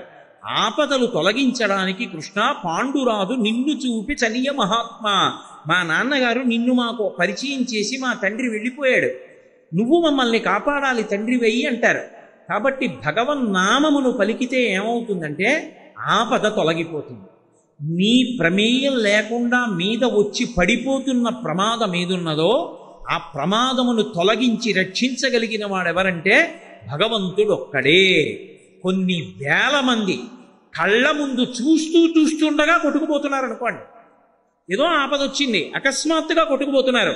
అందులో ఎవడో ఒక్కడు మాత్రం కేదారేశ్వర కేదారేశ్వర కేదారేశ్వర అని అరిచాడు. వాడికి ఒక్కడికే బుద్ధి ప్రచోదనమై చెట్టు ఎక్కి కూర్చున్నాడు. 3 రోజులు చెట్టు మీద ఉన్నాడు, చెట్టు కొట్టుకుపోలేదు, వాడు బతికాడు.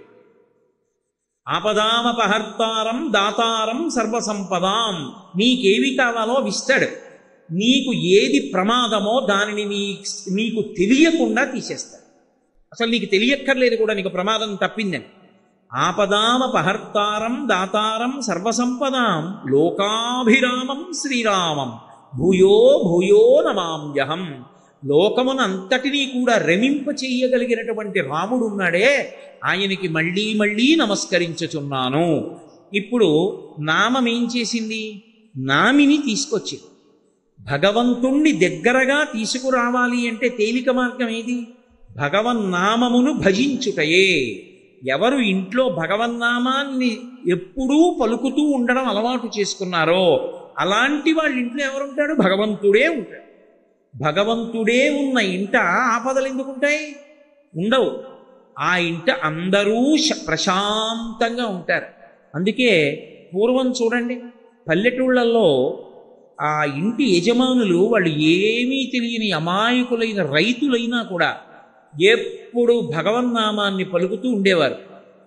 రామనామమో శివనామమో హరే రామ రామ రామ హరే హరే హరే కృష్ణ కృష్ణ కృష్ణ హరే హరేయో ఏదో ఒకటి పలుకుతుండేవారు. ఆఖరికి నా చిన్నతనంలో నాకు బాగా గుర్తు, ఎప్పుడైనా సరే శాలువా తీసుకొచ్చి ఒంటి మీద కప్పుకుంటే దాని అంచు మీద ఈ భగవన్నామాలు రాసేవారు. హరే రామ రామ రామ హరే హరే అనో, లేకపోతే శివ శివ శంకర శివ శివ శంకర శివ శివ శంకర అని రాసి ఉండేది. ఎందుకో తెలుసా? నేను కప్పు కూర్చున్నాను అనుకోండి, నా వెనకాల కూర్చున్నవాడు హరే రామ రామ రామ హరే హరే అని చదువుతాడు. ఎందుకని? అక్షరం జ్ఞానం ఉన్నవాడికి అది అలవాటు.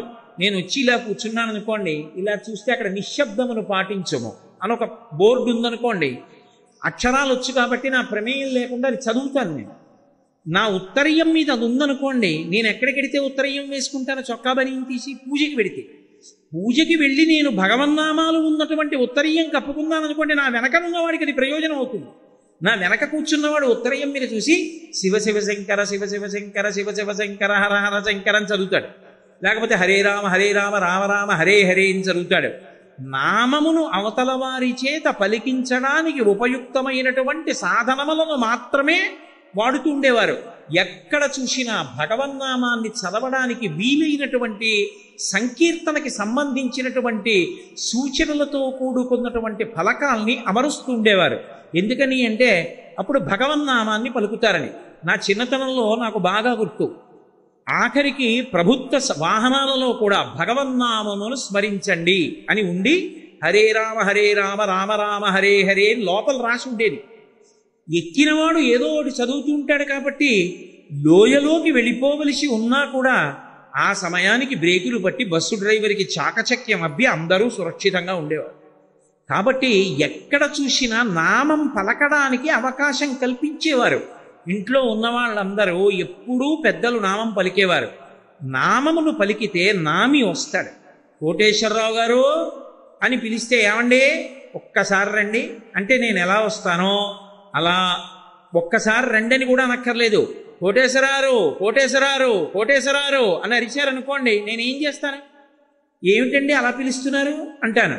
నేను ఎలా అంటున్నానో అంతకన్నా తేలికగా భగవంతుడు అంటాడా? అండా కరుణామయుడు. కాబట్టి భగవంతుణ్ణి తెచ్చుకోవడానికి తేలిక మార్గము భగవన్నామ సంకీర్తనమే. నామమును తీసుకొస్తుంది. 2, భగవన్నామమును పలికినటువంటి కారణం చేత సమస్త పాప రాశి ధ్వంసమవుతుంది. వశిష్ఠుడు అమాయకుడై దశరథ మహారాజు గారికి పుట్టినటువంటి పెద్ద కొడుక్కి రామా అని పేరు ఉంచాడా? అదేదో సరదాగా ఉంటుందండి, నా పేరు పలకడానికి ఏదో కొత్తతనంగా ఉందండి అని పెట్టాడా పేరు? అందుకు పెట్టలేదు. ఎందుకు పెట్టాడంటే ఆయన బ్రహ్మర్షి. ఆయన దాన్ని మహదవకాశంగా తీసుకున్నాడు. నేను ఇప్పుడు ఈ పిల్లవాడికి ఏ పేరు ఉంచుతానో, ఈయన కథ చదువుకున్నా, ఈయన గురించి తెలుసుకున్నా, ఈయన పేరు పలకడం మీద లోకానికంతటికీ కూడా అనురక్తి ఏర్పడుతుంది. ఎటువంటి నామాన్ని తీసుకొచ్చి పెట్టాడు అంటే అదేం సామాన్యమైన విషయం పెట్టలేదు. ఆయన అష్టాక్షరీ మహామంత్రానికి ప్రాణప్రదమై జీవమైనటువంటి అక్షరము రా. ఎందుకనంటే అష్టాక్షరీ మహామంత్రంలోంచి రా అన్న అక్షరాన్ని తీసేశారనుకోండి, నా ఆయనాయ, నువ్వు ఎవ్వరికీ కూడా ఆధారభూతుడవు కావు, వ్యతిరేకమైన అర్థం వస్తుంది. రా ఉందనుకోండి, మంత్రానికి అంతటికీ కూడా సక్రమమైన అర్థం వస్తుంది. రా అగ్నిబీజం. సంస్కృతంలో ఒక్కొక్క అక్షరమునందు ఒక్కొక్క శక్తి ఉంటుంది. ఆ అక్షరాన్ని మీరు నాలుక మీద పలుకుతున్నారనుకోండి, అది విస్ఫోటనమవుతుంది, పగులుతుంది. అది మీరు చూడండి, కొన్ని మాత్రలు ఉంటాయి, వాటిని నాలుక మీద పెట్టుకుంటే వెంటనే మంచినీళ్ళు అక్కర్లేదు, కరిగిపోయి లోపలికి వెళ్ళిపోతాయి. ఒక్కొక్క మాత్ర ఉందనుకోండి, కొంచెం పెద్దది ఉంటుంది, నీటి సహాయం తీసుకుని నీటితో గుటక వేసి లోపలికి పుచ్చుకోవలసి ఉంటుంది. ఇప్పుడు మీరు ఏ మాత్ర పుచ్చుకున్నారో ఆ మాత్ర లోపలికి వెళ్ళి అలా ఉండిపోతుందా? ఉండదు, అది కరిగిపోతుంది. అది కరిగిపోవడమే విస్ఫోటనం అంటారు. కరిగిపోయి అందులో ఉన్నటువంటి రసాయనములన్నీ రక్తంలో కలుస్తాయి. ఇప్పుడు ఆ రసాయనం ఏం చేస్తుంది? ఏ వ్యాధి కలగడానికి తగిన సూక్ష్మాంగ జీవులు రక్తంలోకి వెళ్ళాయో వాటనన్నిటికీ కూడా ఈ రసాయనం చంపేస్తుంది. వ్యాధి నుండి బయటపడ్డా లేదా? మాత్ర వేసుకున్నది నువ్వు, కానీ మాత్ర లోపలికి వెళ్ళి ఎంత విస్ఫోటనం చేస్తోందో నీకు తెలుసా? తెలియక్కర్లేదు, దాని ఫలితం అని చూపిస్తుంది. అలాగే అక్షరముల యందు కూడా విస్ఫోటన శక్తి ఉంటుంది. అందుకే శబ్దము శక్తి స్వరూపము. శబ్ద బ్రహ్మమయీ చరాచరమయీ జ్యోతిర్మయీ వాంగ్మయీ అని పిలుస్తారు. శబ్దమును నేను సరిగా పలకలేదనుకోండి, అది మీ యందు ఉద్వేగమునకు కారణమవుతుంది. నేను సరిగా ఉచ్చరించాననుకోండి, అది మీ సంతోషానికి కారణం అవుతుంది. నాకు సభాముఖంగా అలా చెప్పడం ఇష్టం లేదు, కానీ నేను మీతో అర్థం అవ్వడం కోసం మాత్రమే ఈ మాట అంటున్నాను. నేను ఎవరి దగ్గరికో వెళ్ళి మీ అమ్మగారు ఉన్నారా అండి అని అడిగాను అనుకోండి, లేదా మీ నాన్నగారు ఉన్నారా అండి అని అడిగాను అనుకోండి, ఎంతో సంతోషంగా మా నాన్నగారు ఇంట్లో ఉన్నారు లేరు చెప్తారు. మీ అమ్మగారి మొగుడు ఉన్నాడా అండి అని నేను అడిగాను అనుకోండి, ఇప్పుడు మీ నాన్నగారు ఉన్నారా అండి అనే నేను అడిగాను, అందులో తప్పేం లేదు. కానీ మీ అమ్మగారి మొగుడు ఉన్నారా అండి అని నేను అడిగాను అనుకోండి, బుద్ధి ఉందా నీకు, మాట్లాడటం వచ్చా అని అడుగుతారు. శబ్దమునకు అవతల వారి యందు ఉద్వేగమును కానీ శాంతిని కానీ నింపగలిగిన శక్తి ఉంటుంది. అది విస్ఫోటనం అంటారు. అది ఒక్కొక్క అక్షరం విస్ఫోటన శక్తితో ఉంటుంది. మంత్రములకు ఉండేటటువంటి గొప్పతనం అక్కడ ఉంటుంది. బీజాక్షరములు అంటారు. బీజం అంటే విత్తనం. విత్తనాన్ని నేను మీకు ఉదాహరణ చెప్పాలంటే, ఓ చిక్కుడు గింజ తీసుకెళ్ళి నేను మట్టిలో పెట్టి నీళ్లు పోసాను అనుకోండి, ఆ చిక్కుడు గింజ బద్దలవుతుంది, రెండు కింద చీలుతుంది, మధ్యలోంచి అంకురం బయటికి వస్తుంది. అది విస్ఫోటనమై పగిలితే తప్ప అంకురం పైకి రాదు. అలాగే స్వరంతో బీజాక్షరాలు మంత్రంలోవి పలుకుతున్నారనుకోండి, అవి లోపల విస్ఫోటనమవుతాయి. విస్ఫోటనమై ఒక్కొక్క మంత్రాన్ని చదువుతున్నప్పుడు, జపం చేస్తున్నప్పుడు ఒక్కొక్క రకమైన శక్తి లోపల ఆవిర్భవిస్తుంది. గాయత్రీ మహామంత్రాన్ని చాలా బాగా జపం చేశాడనుకోండి, బుద్ధి పరమేశ్వరుడి వైపుకి తిరిగిపోతుంది, అంకితమైపోతుంది బుద్ధి. ఇక ఏదీ కోరుకోదు, భగవంతుడిని ఒక్కడనే కోరుకుంటుంది. ఆయన కోసం ఎంత త్యాగమైనా చేస్తుంది. ఆ శక్తి వచ్చేస్తుంది గాయత్రి చేసిన వాడికి. అలా అష్టాక్షరీ మహామంత్రానికి ప్రాణప్రదమైనటువంటి రా అనబడేటటువంటి బీజాక్షరమునందు అగ్ని ఉంటుంది.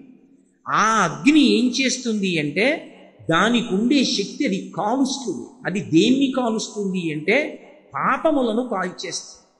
దానికి ఆ లక్షణం ఉంది. పాపరాశిని కాల్చగలిగినటువంటి శక్తి రా అనబడేటటువంటి అగ్ని బీజమునకు ఉంది. మా అమృత బీజం. అమృత బీజమైన కారణం చేత మళ్ళీ పాపములు చెయ్యాలనేటటువంటి ఆలోచన లోపలికి రాకుండా, ఇంద్రియముల లోపలికి విషయ సంబంధమైనటువంటి ఆలోచనలు రాకుండా పవిత్రమైన ఆలోచనలే కలిగేటట్టుగా, అటువంటి వాటినే చూడాలనేటటువంటి ఉద్దేశం అమృత బీజం కల్పిస్తుంది. అందుచేతనే రామ అని ఉంచారు. రా అంటే నోరు తెరుచుకోవాలి. రా అన్నప్పుడు నోరు తెరుచుకోవాలి, మా అన్నప్పుడు మూసుకోవాలి పెదవులు. రా అంటే తెరుచుకున్నప్పుడు పాపములు కాలిపోయి బయటికి వెళ్ళిపోతాయి.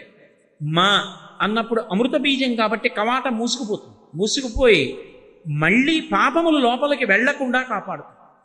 కాబట్టి రామ దేని కొరకు ఇచ్చారు వశిష్ఠ మహర్షి? పాపరాశి ధ్వంసం చేసుకుని కలియుగం వస్తోంది కాబట్టి, ద్వాపర యుగంలో ఇంకొక పాదం పోతోంది కాబట్టి ధర్మానికి, తరువాత వచ్చే కలియుగం ఇంకా ప్రమాదం కాబట్టి భగవన్నామాన్ని పట్టుకుని అందరూ తరించడానికి వీలుగా శ్రీరామనామాన్ని పెద్ద కొడుకు అయినటువంటి రామచంద్రమూర్తికి ఉంచారు. ఇప్పుడు ఏ పని చేస్తున్నా రామ రామ రామ రామ రామ రామ రామ అండం అలవాటు అయిందనుకోండి, అలా అలవాటైనటువంటి ఆ ఒక్క అలవాటు చాలు, వాడు తరించిపోతాడు.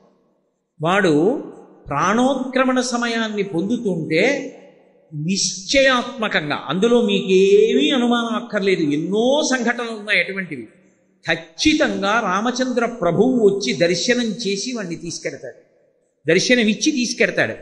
రామనామము అంత గొప్పది, శివనామము అంత గొప్పది.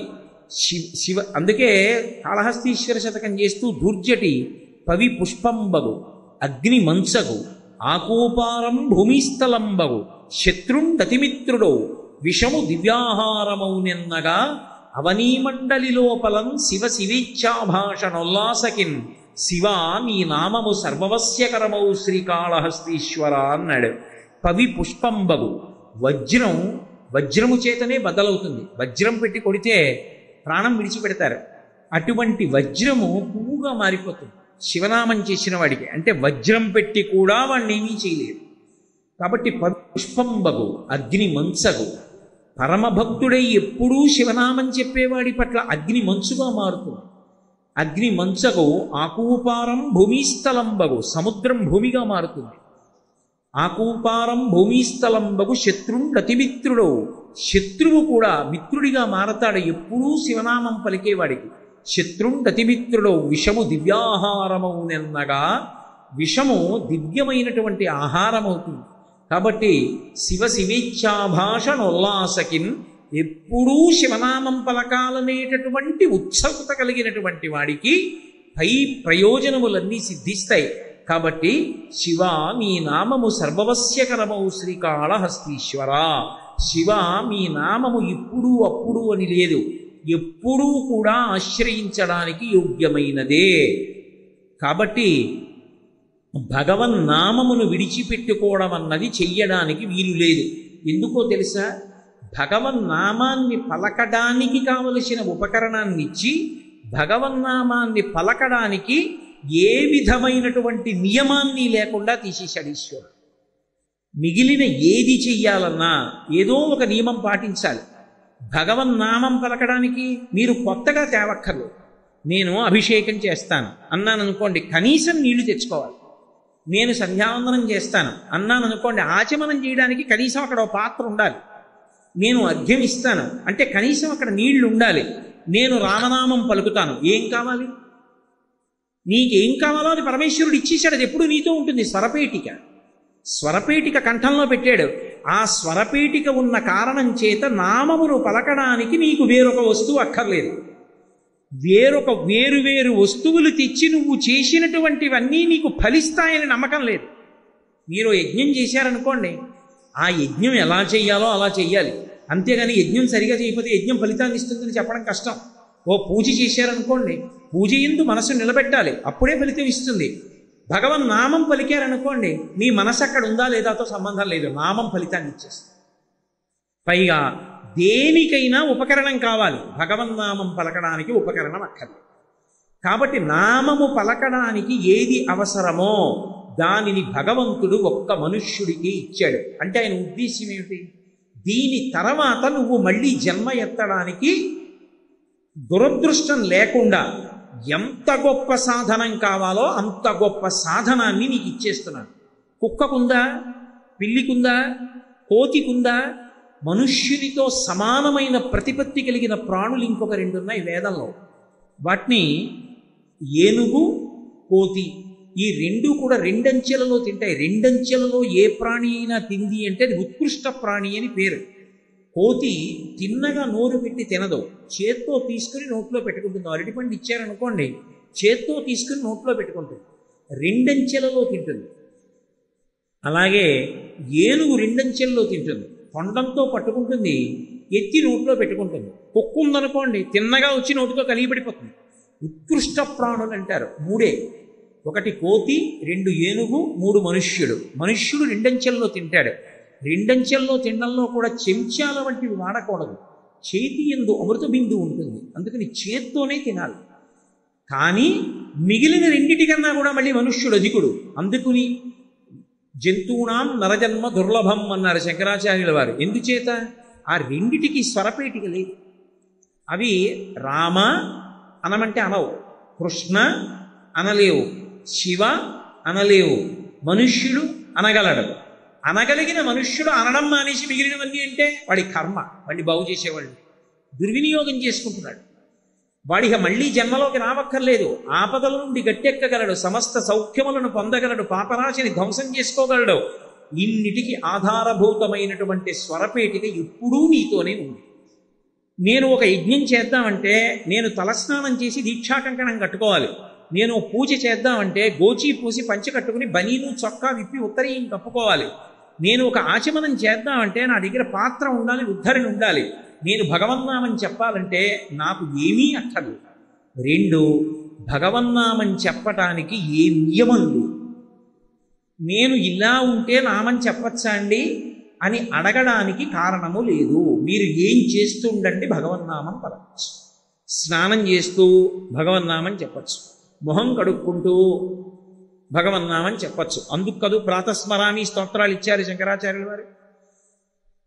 నేను కొన్ని చెప్తున్నాను, అన్నీ నేను నోటితో చెప్పక్కర్లేదు. మీరు ఎలా ఉన్నారు, ఏ అవస్థలో ఉన్నారు దీనితో సంబంధం లేదు. మీరు పడుకుని నిద్రపోతున్నారు మంచం మీద. మంచం మీద ఉండగా ఏమీ చేయకూడదు. మంచం మీద ఉండగా ఏది చేయడానికి యోగ్యత ఉండదు. ఎంత యోగ్యత ఉండదంటే మంచం మీద పడుకుంటే శరీరాన్ని వదిలిపెట్టకూడదు. శరీరం వదిలిపెట్టడం నా చేతిలో ఎక్కడ ఉంటుందండి, నేను ఎక్కడ పడుకుంటానండి కింద అంటారు. కాదు, అందుకే ఒక వయసు దాటిపోయిన తర్వాత ఇక భూషీనం మొదలు పెడతారు. ఎందుకు భూషీనం మొదలు పెడతారంటే ఇక శరీరం వెళ్ళిపోయే పరిస్థితి దగ్గరికి వస్తోంది. దేహం అయిపోయింది. దేహం అంటే దహ్యమానము, అది కాలిపోయేటటువంటి స్థితి దగ్గరికి వచ్చేసింది. కాబట్టి ఇక మంచం మీద పడుకోరు అసలు. గృహస్థాశ్రమంలోకి వెళ్ళగానే పెళ్ళవగానే భార్యతో కలిసి శయ్య మీద పడుకున్నవాడు ఒక స్థితి వచ్చిన తర్వాత ఇక శయ్య మీద పడుకోడు, ఇక భూషీనం చేస్తారు. ఏమో ఎప్పుడు విడిచిపెట్టవలసి ఉంటుందో శరీరాన్ని ఎవరికి తెలుసు. కాబట్టి భూమి మీద వదిలిపెట్టేయడం కోసమని మంచం మీద పడుకోరు. ఒకవేళ మంచం మీద పడుకుని ప్రాణం పోతుంది అనుకోండి, మిగిలిన వాళ్ళు ఊరుకోరు, కింద పెట్టేస్తారు. ఎందుకంటే మంచం మీద వదిలేయకూడదు శరీరాన్ని.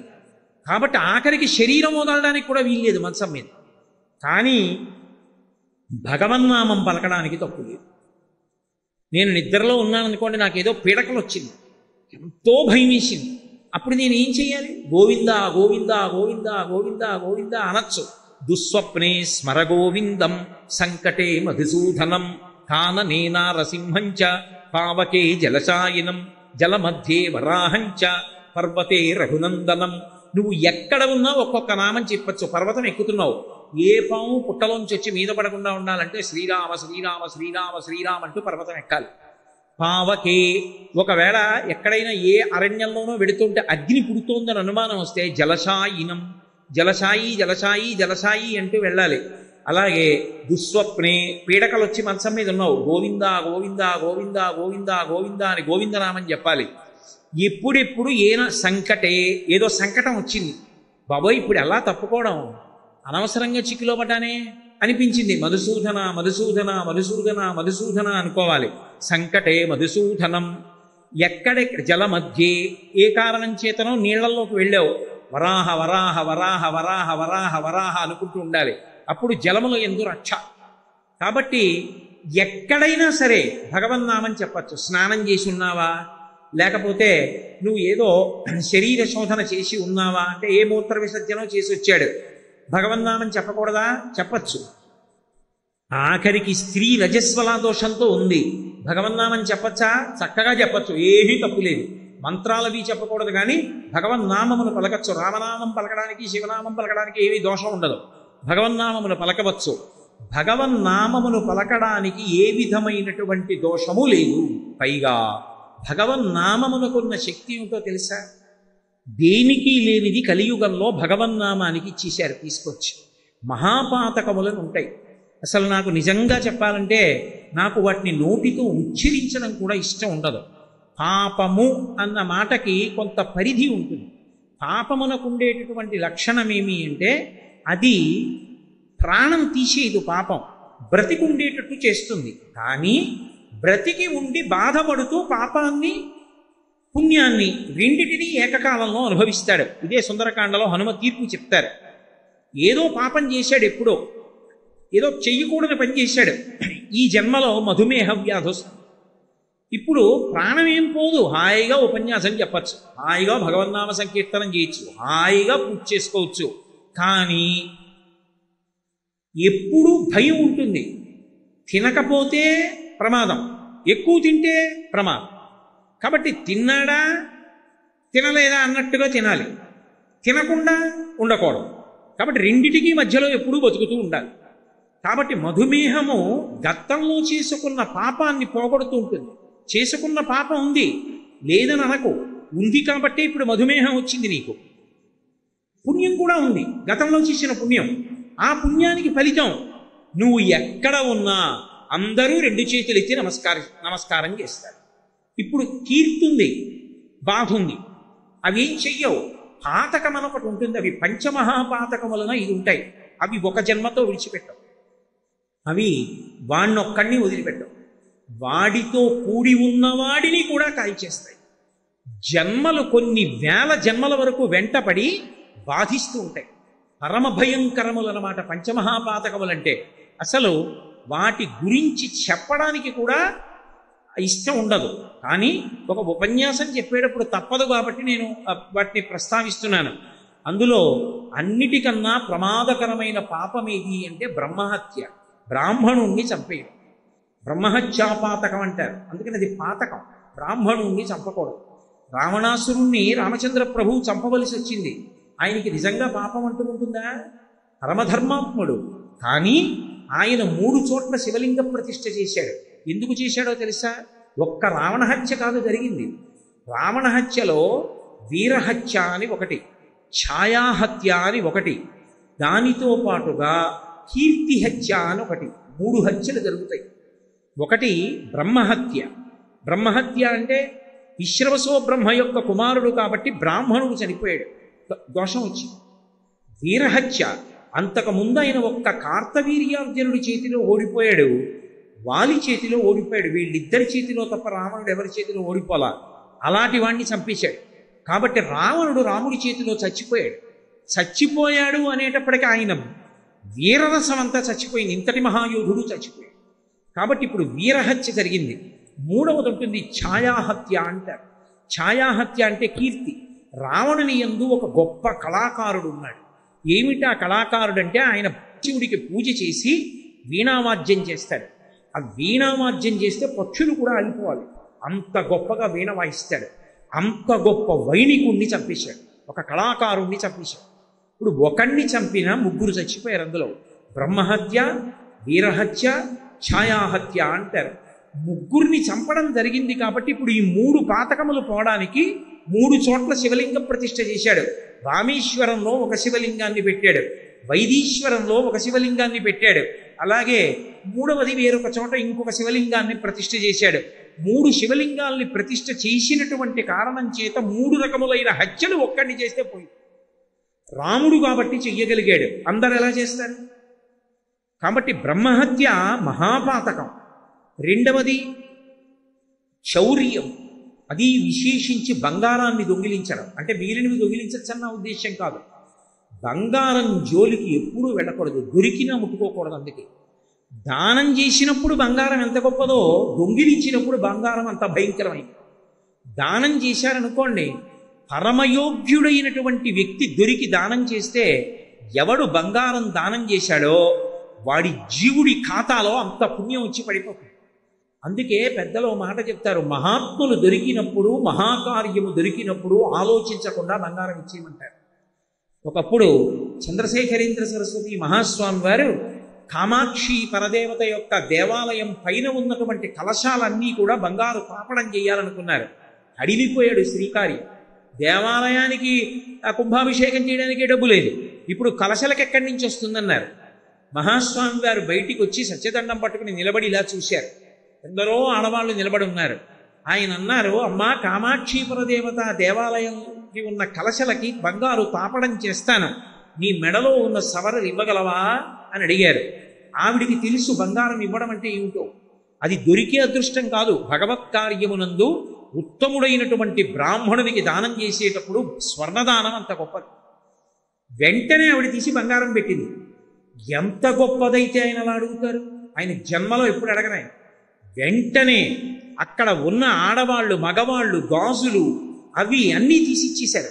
అందుకే ఎప్పుడైనా పూర్ణాహుతి జరుగుతోందనుకోండి, పెద్దలైన వారు ఏం చేస్తారో తెలుసా? అప్పటికప్పుడు బంగారం దగ్గర లేకపోతే భార్యని ఓ గాజు తీసి ఇచ్చేయమని అందులో వేసేస్తుంటారు. అలా ఎందుకు వేసేస్తారంటే సువర్ణం దానంలో అంత గొప్పది, సువర్ణం దొంగతనంలో అంత ప్రమాదకరం. సువర్ణం దొంగతనం చేశాడనుకోండి, కట్టి కుడిపేస్తుంది కొన్ని జన్మల పాటు. బంగారు దొంగతనం అంత ప్రమాదం. కాబట్టి బంగారమును దొంగిలించుట మహాపాతకం కిందకు వస్తుంది. పాపం కాదు, మహాపాతకం. అలాగే గురువుగారు తన ధర్మపత్నితో కలిసి ఏ మంచం మీద నిద్రపోతూ ఉంటారో ఆ మంచం మీద గురుపత్ని పడుకుని ఉండగా గురువుగారు లేనప్పుడు ఆ మంచం మీద గురుపత్నితో కలిసి పడుకోవడం, అంతకన్నా ఒక్క అక్షరం కూడా ఇక నేను ఎక్కువ మాట్లాడాను. గురుపత్నితో కలిసి మంచం మీద పడుకోవడం. 4వది మధుపానం చేయడం, కళ్ళు సారా ఇలాంటివి తాగడం. ఇవి తాగడం పరమప్రమాద హేతు. అది పాతకం అవుతుంది. అది ఈ జన్మతో విడిచిపెట్టదు. అది జన్మజన్మల పాటు బాధ చేస్తుంది. కాబట్టి మధుపానము అంటే కళ్ళు సారా ఇటువంటి మత్తు పదార్థములన్నింటినీ సేవించడం. ఇక 5వది ఒకటి ఉంటుంది, అది అన్నిటికన్నా ప్రమాదకరమైనటువంటిది. అది ఏమిటో తెలుసా? వాడు ఇలాంటి పనులు చేస్తాడు అని తెలిసిండి కూడా వాడు నా స్నేహితుడిని చెప్పి వాడి పక్కన వాడిని స్నేహితుడని కూర్చోబెట్టుకోవడం. ఏ కారణం చేత చెప్పకూడదు, ఇతను నా స్నేహితుడంటే అనకూడదు. ఆయన ఎవరండి అని అడిగారు అనుకోండి, ఆయన పేరు చెప్పాలి. ఆయనండి ఫలానా, నాతో కలిసి పని చేస్తూ ఉంటారు, లేదా అప్పుడప్పుడు మా ఇంటికి వస్తూ ఉంటారు, లేదా ఎదురింట్లో ఉంటారు అందుకు పరిచయం, లేదా ఆ వీధిలో ఉంటారు అందుకు పరిచయం, నా స్నేహితుడు అని చెప్పారనుకోండి, ఆయన చేసిన పాతకాల్లో ఇంకో వంతు మీకేస్తారు. అది పంచమహాపాతకాలంటారు. అందుకే ఈ 4టిలో ఏదైనా చేసిన వాడని మీకు తెలుసు అనుకోండి, వాడు నా స్నేహితుడు అన్నమాట ఇక మీరు మాట్లాడుకో. వాడు స్నేహితుడు, నా సుహృత్ అని ఎప్పుడు అనకూడదు. అంటే 5వ పాతం. అప్పుడు ఆ పాతకాల్లో ఒక వంతు పాతకం వీడికి వచ్చి పడిపోతుంది. అలాంటి వాళ్ళందరితో స్నేహం చేసి ఈయన నా స్నేహితుడండి, ఈయన నా స్నేహితుడండి అన్నాడు అనుకోండి, అన్నిటి పాపంలో ఫలితం వచ్చి వీడి ఖాతాలో పడి వీడి ఎందుకు పనికి రాకుండా అయిపోతాడు కొన్ని వేల జన్మలు. అందుకే పంచమహాపాతకాలంటారు. తెలిసి కానీ తెలియక కానీ ఈ జన్మలో చేసి ఉండకపోవచ్చు, కానీ ఇవి వెంట తరుగుతాయి. ఎప్పుడో చేశాడు, ఎప్పుడో చేసినటువంటి పాతకం వెంట పడి కాలుస్తూ ఉంటే దాన్ని పోగొట్టగలిగినది ఏది అంటే నిరంతర భగవన్నామ స్మరణము. ఎవడు ఎప్పుడూ భగవన్నామాన్ని పలుకుతూ ఉంటాడో, భగవన్నామం అంటే మళ్ళీ నా ఉద్దేశం నిన్న మొన్న వచ్చిన దేవుళ్ళు కాదు.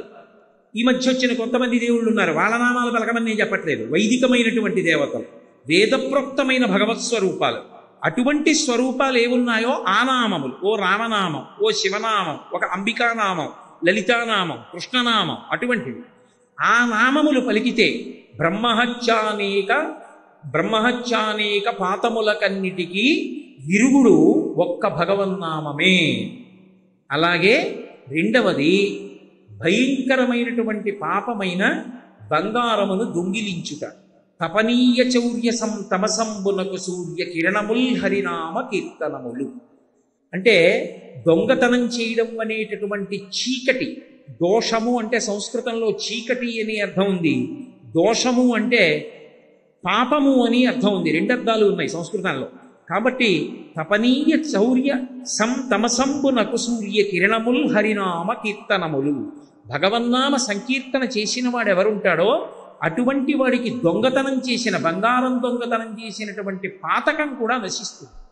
అలాగే బ్రహ్మహత్యానేక పాపాటములకగ్ని కీలలు హరినామ కీర్తనములు. బ్రహ్మహత్య అనబడేటటువంటి పాతకం ఉందే, అటువంటి అగ్ని, అటువంటి అరణ్యానికి అగ్ని కీల కాల్చేస్తుంది దావానం వల్ల. అంటే బ్రహ్మహత్యానీక పాపాటములకగ్ని కీలలు హరినామ కీర్తనములు తపనీయ చౌర్య సంతమసంబునకు సూర్య కిరణముల్ హరినామ కీర్తనములు గురుతల్ప కల్మష దురితనాగ సమితికి కేసరుల్ హరినామ కీర్తనములు. గురువుగారు పడుకున్నటువంటి మంచం మీద ఆయన భార్య పడుకునుండగా పడుకోవడం అనేటటువంటి భయంకరమైనటువంటి మహాపాతకం అనబడేటటువంటి ఏనుగుల గుంపులకి సింహం లాంటిది భగవన్నామము యొక్క సంకీర్తనము. అలాగే మధుపాన కిల్బిష మదనాగ సమితికి కేసరుల్ హరినామ కీర్తనములు గురుతల్ప కల్మష క్రూరసర్పములకు గేకులు హరినామ కీర్తనములు. ఆ చేసినటువంటి దోషము ఏదైతే ఉందో అంటే మత్తు పానీయాలు కళ్ళు సారా మొదలైనటువంటివి తాగడం అనేటటువంటి భయంకరమైన పాతకమనబడేటటువంటి సర్పం ఏదుందో దానికి ముంగిస వంటిది భగవన్నామము యొక్క సంకీర్తనము. ఈ నామ సంకీర్తన చేత ఎప్పుడూ చేసినటువంటి పాతకం కూడా నశిస్తుంది.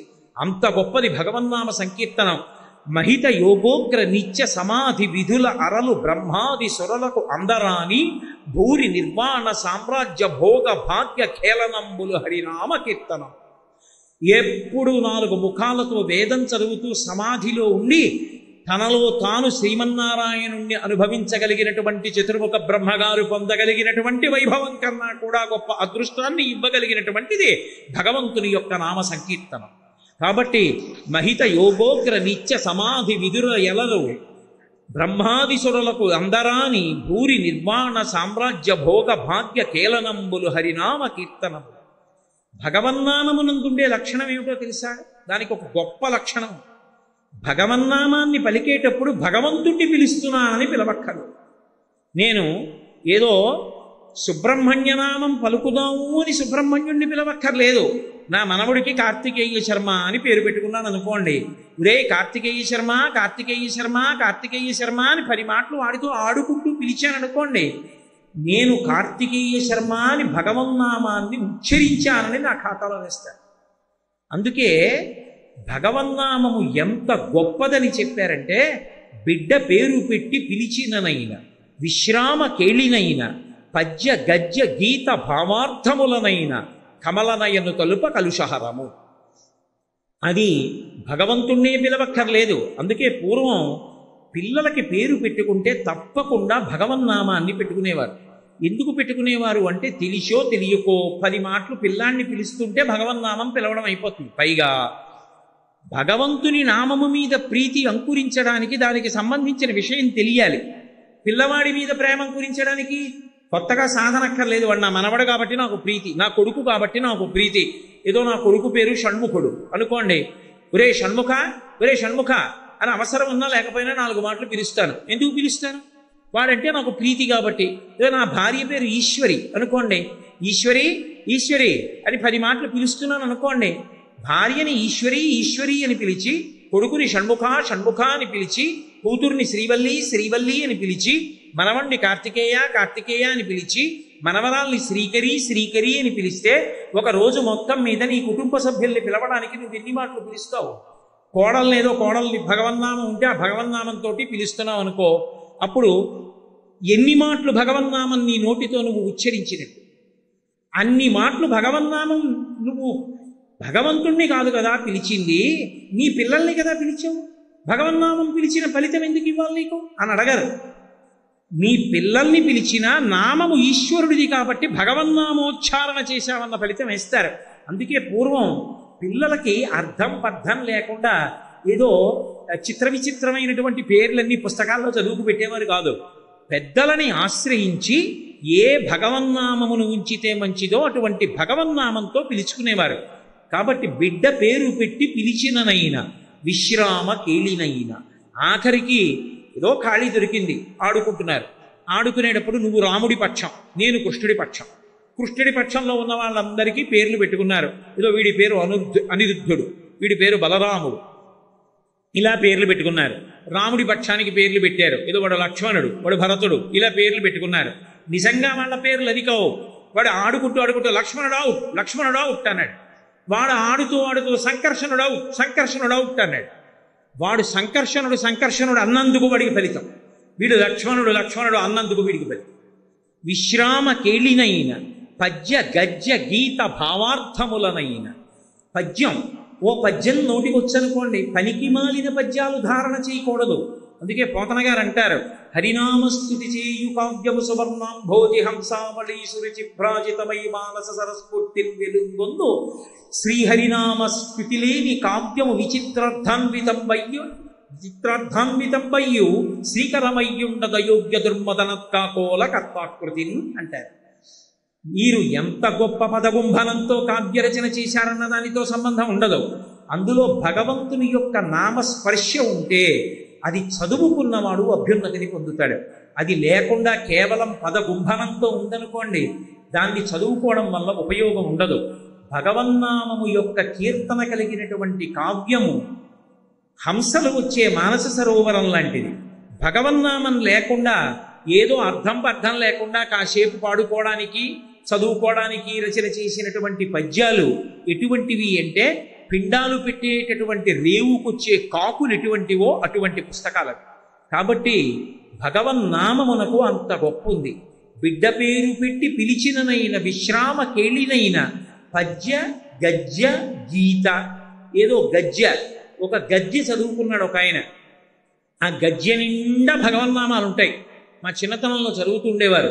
శ్రీ వెంకటేశ్వర ఆర్తులకు అభయంకరుడవు, సంసార సర్పదష్టులందెర్ప గరుడధ్వజుండవు, పాపమును మొసలిచే పట్టుబడిన వారి బాధలు మంప చక్రాయుధుండవు అని, ఆ సంసార సర్పదష్టులందెర్ప గరుడధ్వజుండవు అని ఆ నామాలన్నిటితోనూ కూడుకున్న గద్య ఉండేది. ఆ గద్యంతా చదువుకునేవారు. చదువుకుంటే దాని నిండా భగవన్నామ సంకీర్తన ఉంది. అది వాణ్ణి కాపాడుతుంది. పద్య గద్య గీత, ఆఖరికి అది పాట అయినా సరే ఆ పాట నిండా భగవత్ తత్వము ఆవిష్కరింపబడింది. ఇప్పుడు ఆ పాట పాడుకున్నాడు, ఏదో నాలుక మీదకి వచ్చింది. పాటకున్న గొప్పతనం ఏమిటో తెలుసా? మీరు ఆ పాట విన్నా, ఆ పాట ఎవరో పాడినా అది మీకు నచ్చింది అనుకోండి, మీరు లోపలికి వెళ్ళినా కూడా మీ నోట్లో అదే పాట పలుకుతూ ఉంటుంది. ఏదో హిమగిరి తనయే హేమలతే అని కీర్తన విన్నారు, లేకపోతే కంజదలాయతాక్షి కామాక్షి అని ఓ కీర్తన విన్నారు. అద్భుతంగా పాడింది గాయని. ఇప్పుడు మీకు తెలియకుండానే మీరు ఇంటికి వెళ్ళిపోతున్న కంజదలాయతాక్షి కామాక్షి అని పాడుకుంటారు. పాట నోటితో భగవత్ సంబంధంది పాడినా కూడా అది ఈశ్వరుడి యొక్క నామాన్ని పలకడమే. పద్య గద్య గీత భావ అర్థములనైనా, ఏమంటే ఆ పద్యానికి అర్థం నాకు తెలియదు, కానీ ఆ పద్యానికి అర్థం ఇదండి అని అక్కడ రాసి ఉంది. అది చదువుకున్నప్పుడు భగవన్నామం పలికాడు, అర్థంలో పలికాడు, చాలు రక్షింపబడతాడు. పద్య గద్య గీత భావార్థములనైన కమలనయను తలుప కలుషహరము. భగవన్నామం పలకడం అన్నది ఎప్పుడెప్పుడు పలకడం అలవాటు కావాలి అని అడిగారు. సావధానంగా కూర్చుని ఏమీ పని లేదు కాబట్టి చెప్తానండి శ్రీరామ శ్రీరామ శ్రీరామ కాదు, ఎప్పుడెప్పుడు భగవన్నామం పలకడం అయిపోవాలో తెలుసా?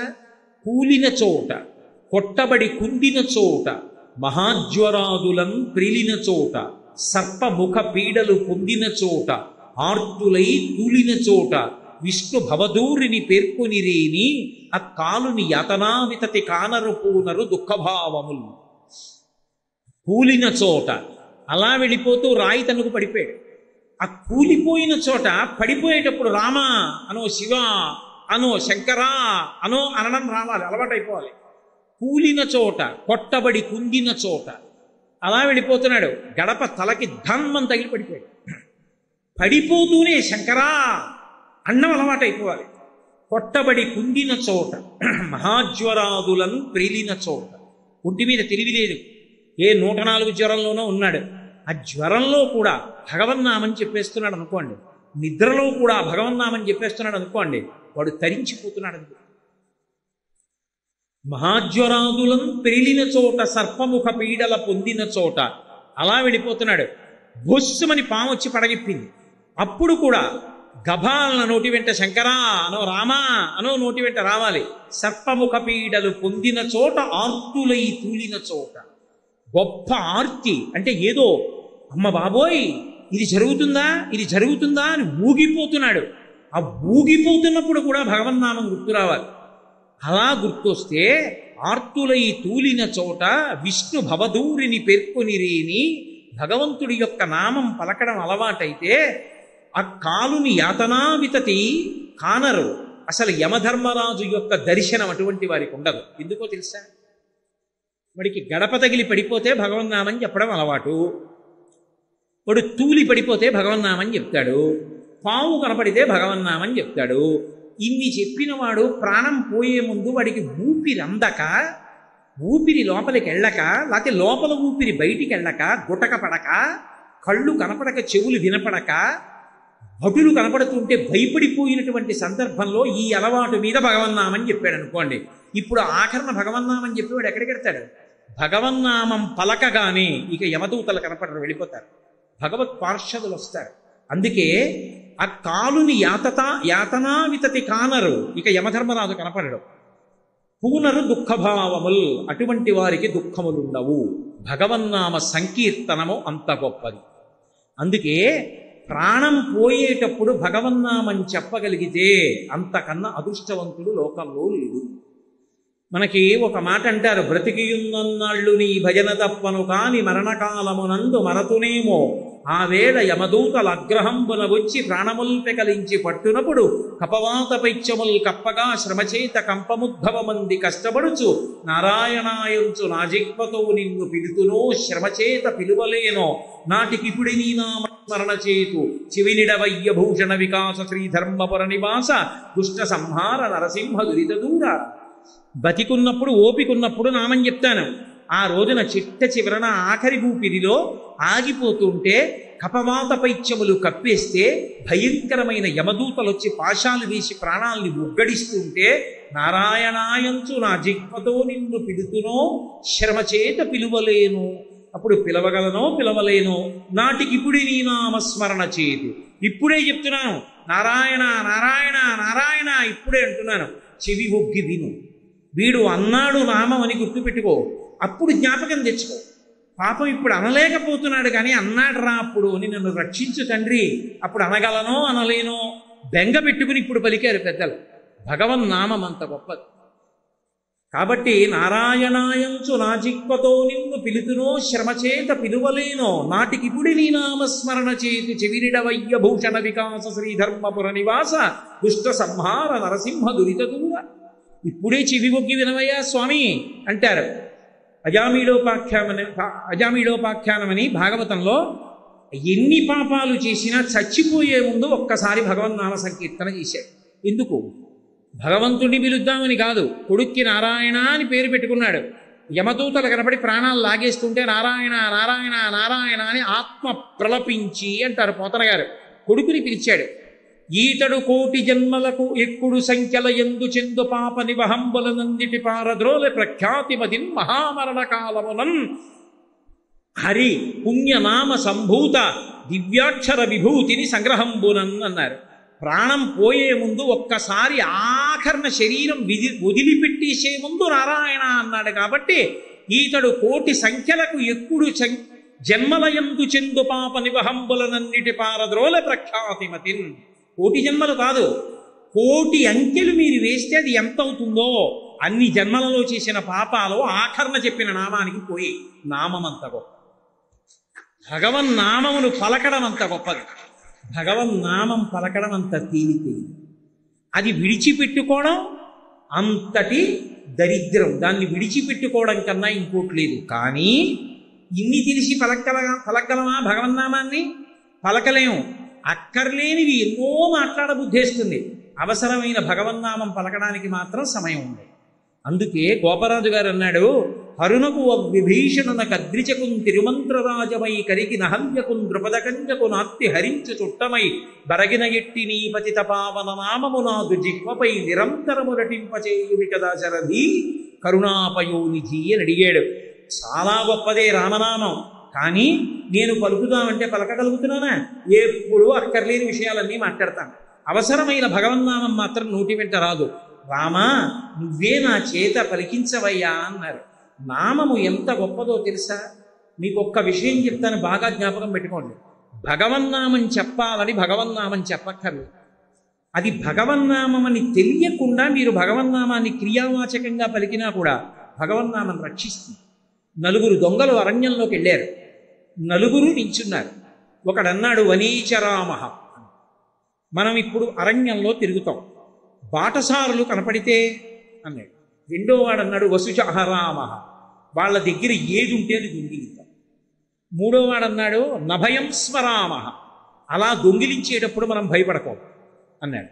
నాలుగో వాడు అన్నాడు నదంస్తరామ, అయిపోయిన తర్వాత మనం నది దాటి పారిపోతాం అన్నాడు.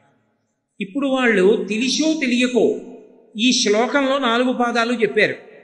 మనీ చరామహ అన్నప్పుడు చరామహ అంటే మనం తిరుగుతాం, క్రియావాచకం. కానీ చివర రామహ, రామ అన్న అక్షరాలు ఉన్నాయి, ఆ తర్వాత ఇంకా వాడేం మాట్లాడలేదు. వసుచ అహరామహ, కనపడ్డ వాళ్ళ దగ్గర దొంగతనం చేద్దాం, చివర రామహ ఉంది.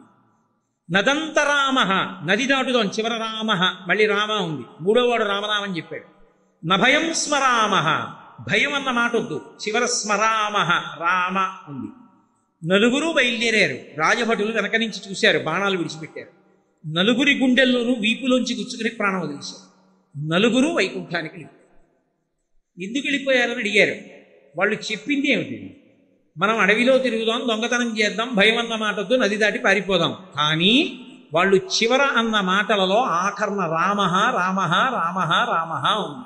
చివర వాళ్ళు పలికిన మాటలలో రామ ఉంది కాబట్టి వాళ్ళ పాపాలు పోయి అమృత బీజము చేత కవాటములు మూసుకున్నాయి. అందుకని వాళ్ళ పాపం లేదు, వైకుంఠానికి తీసుకెళ్ళిపోతున్నారు. ఏమండి, భగవన్నామానికి అంత శక్తి ఉంటుందా? ఏమిటి, తెలియక పలికినా అంత ఫలితాన్ని ఇచ్చేస్తుందా? అని తెలియక తాగేశావు, చంపడం మానేస్తుందా? అగ్నిహోత్రం అని తెలియక ముట్టుకున్నావు, కాల్చేయడం మానేస్తుందా? ఊబి అని తెలియక దిగబడ్డావు, కూరుకుపోవడం మానేస్తుందా? భగవన్నామము అని తెలియక పలికినా కూడా అది దాని అమృతత్వాన్ని ప్రసరించేస్తుంది. నామము నామమే. అందుకే ఈశ్వర నామాన్ని పలకడం కన్నా భగవన్నామ సంకీర్తనం చేయడం కన్నా గొప్పది లేదు. కానీ ఒక్క విషయంలో పొరపాటు పడవద్దు అని చెప్పారు. ఏమిటో తెలుసా? ఇప్పుడెందుకండి భగవన్నామం రిటైర్ అయిపోయిన తర్వాత పలుకుతాం, చచ్చిపోయే ముందు భగవన్నామం చెప్తే సరిపోతుంది కదా అజామీనుడిలాగా అంటావేమో. మితిలేని జగము దాల్చిన అతడొక్కడి మనములోన అనగెడువాడే. ఆయన మితిలేని సమస్త జగములను దాల్చినటువంటి వాడు. గతంలో అభ్యాసం లేకుండా మరణకాలంలో భగవన్నామం ఎందుకు వస్తుంది? రాదు, భయంతో చచ్చిపోతాడు. కాబట్టి ఆ నామాన్ని పలకడం అభ్యాసం చేసుకో. అభ్యాసమునకు తేలిక మార్గం ఇది. భగవన్నామ సంకీర్తనం ఎక్కడ జరుగుతుందో అక్కడికి వెళ్ళు.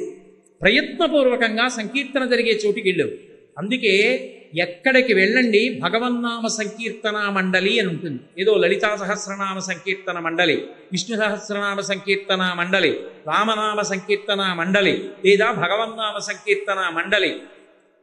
తెలియనివ్వండి, తెలియకపోనివ్వండి, దేవాలయం ఉన్న చోటికి వెళ్ళి నామం చెప్తే విపరీతమైనటువంటి విశేషం.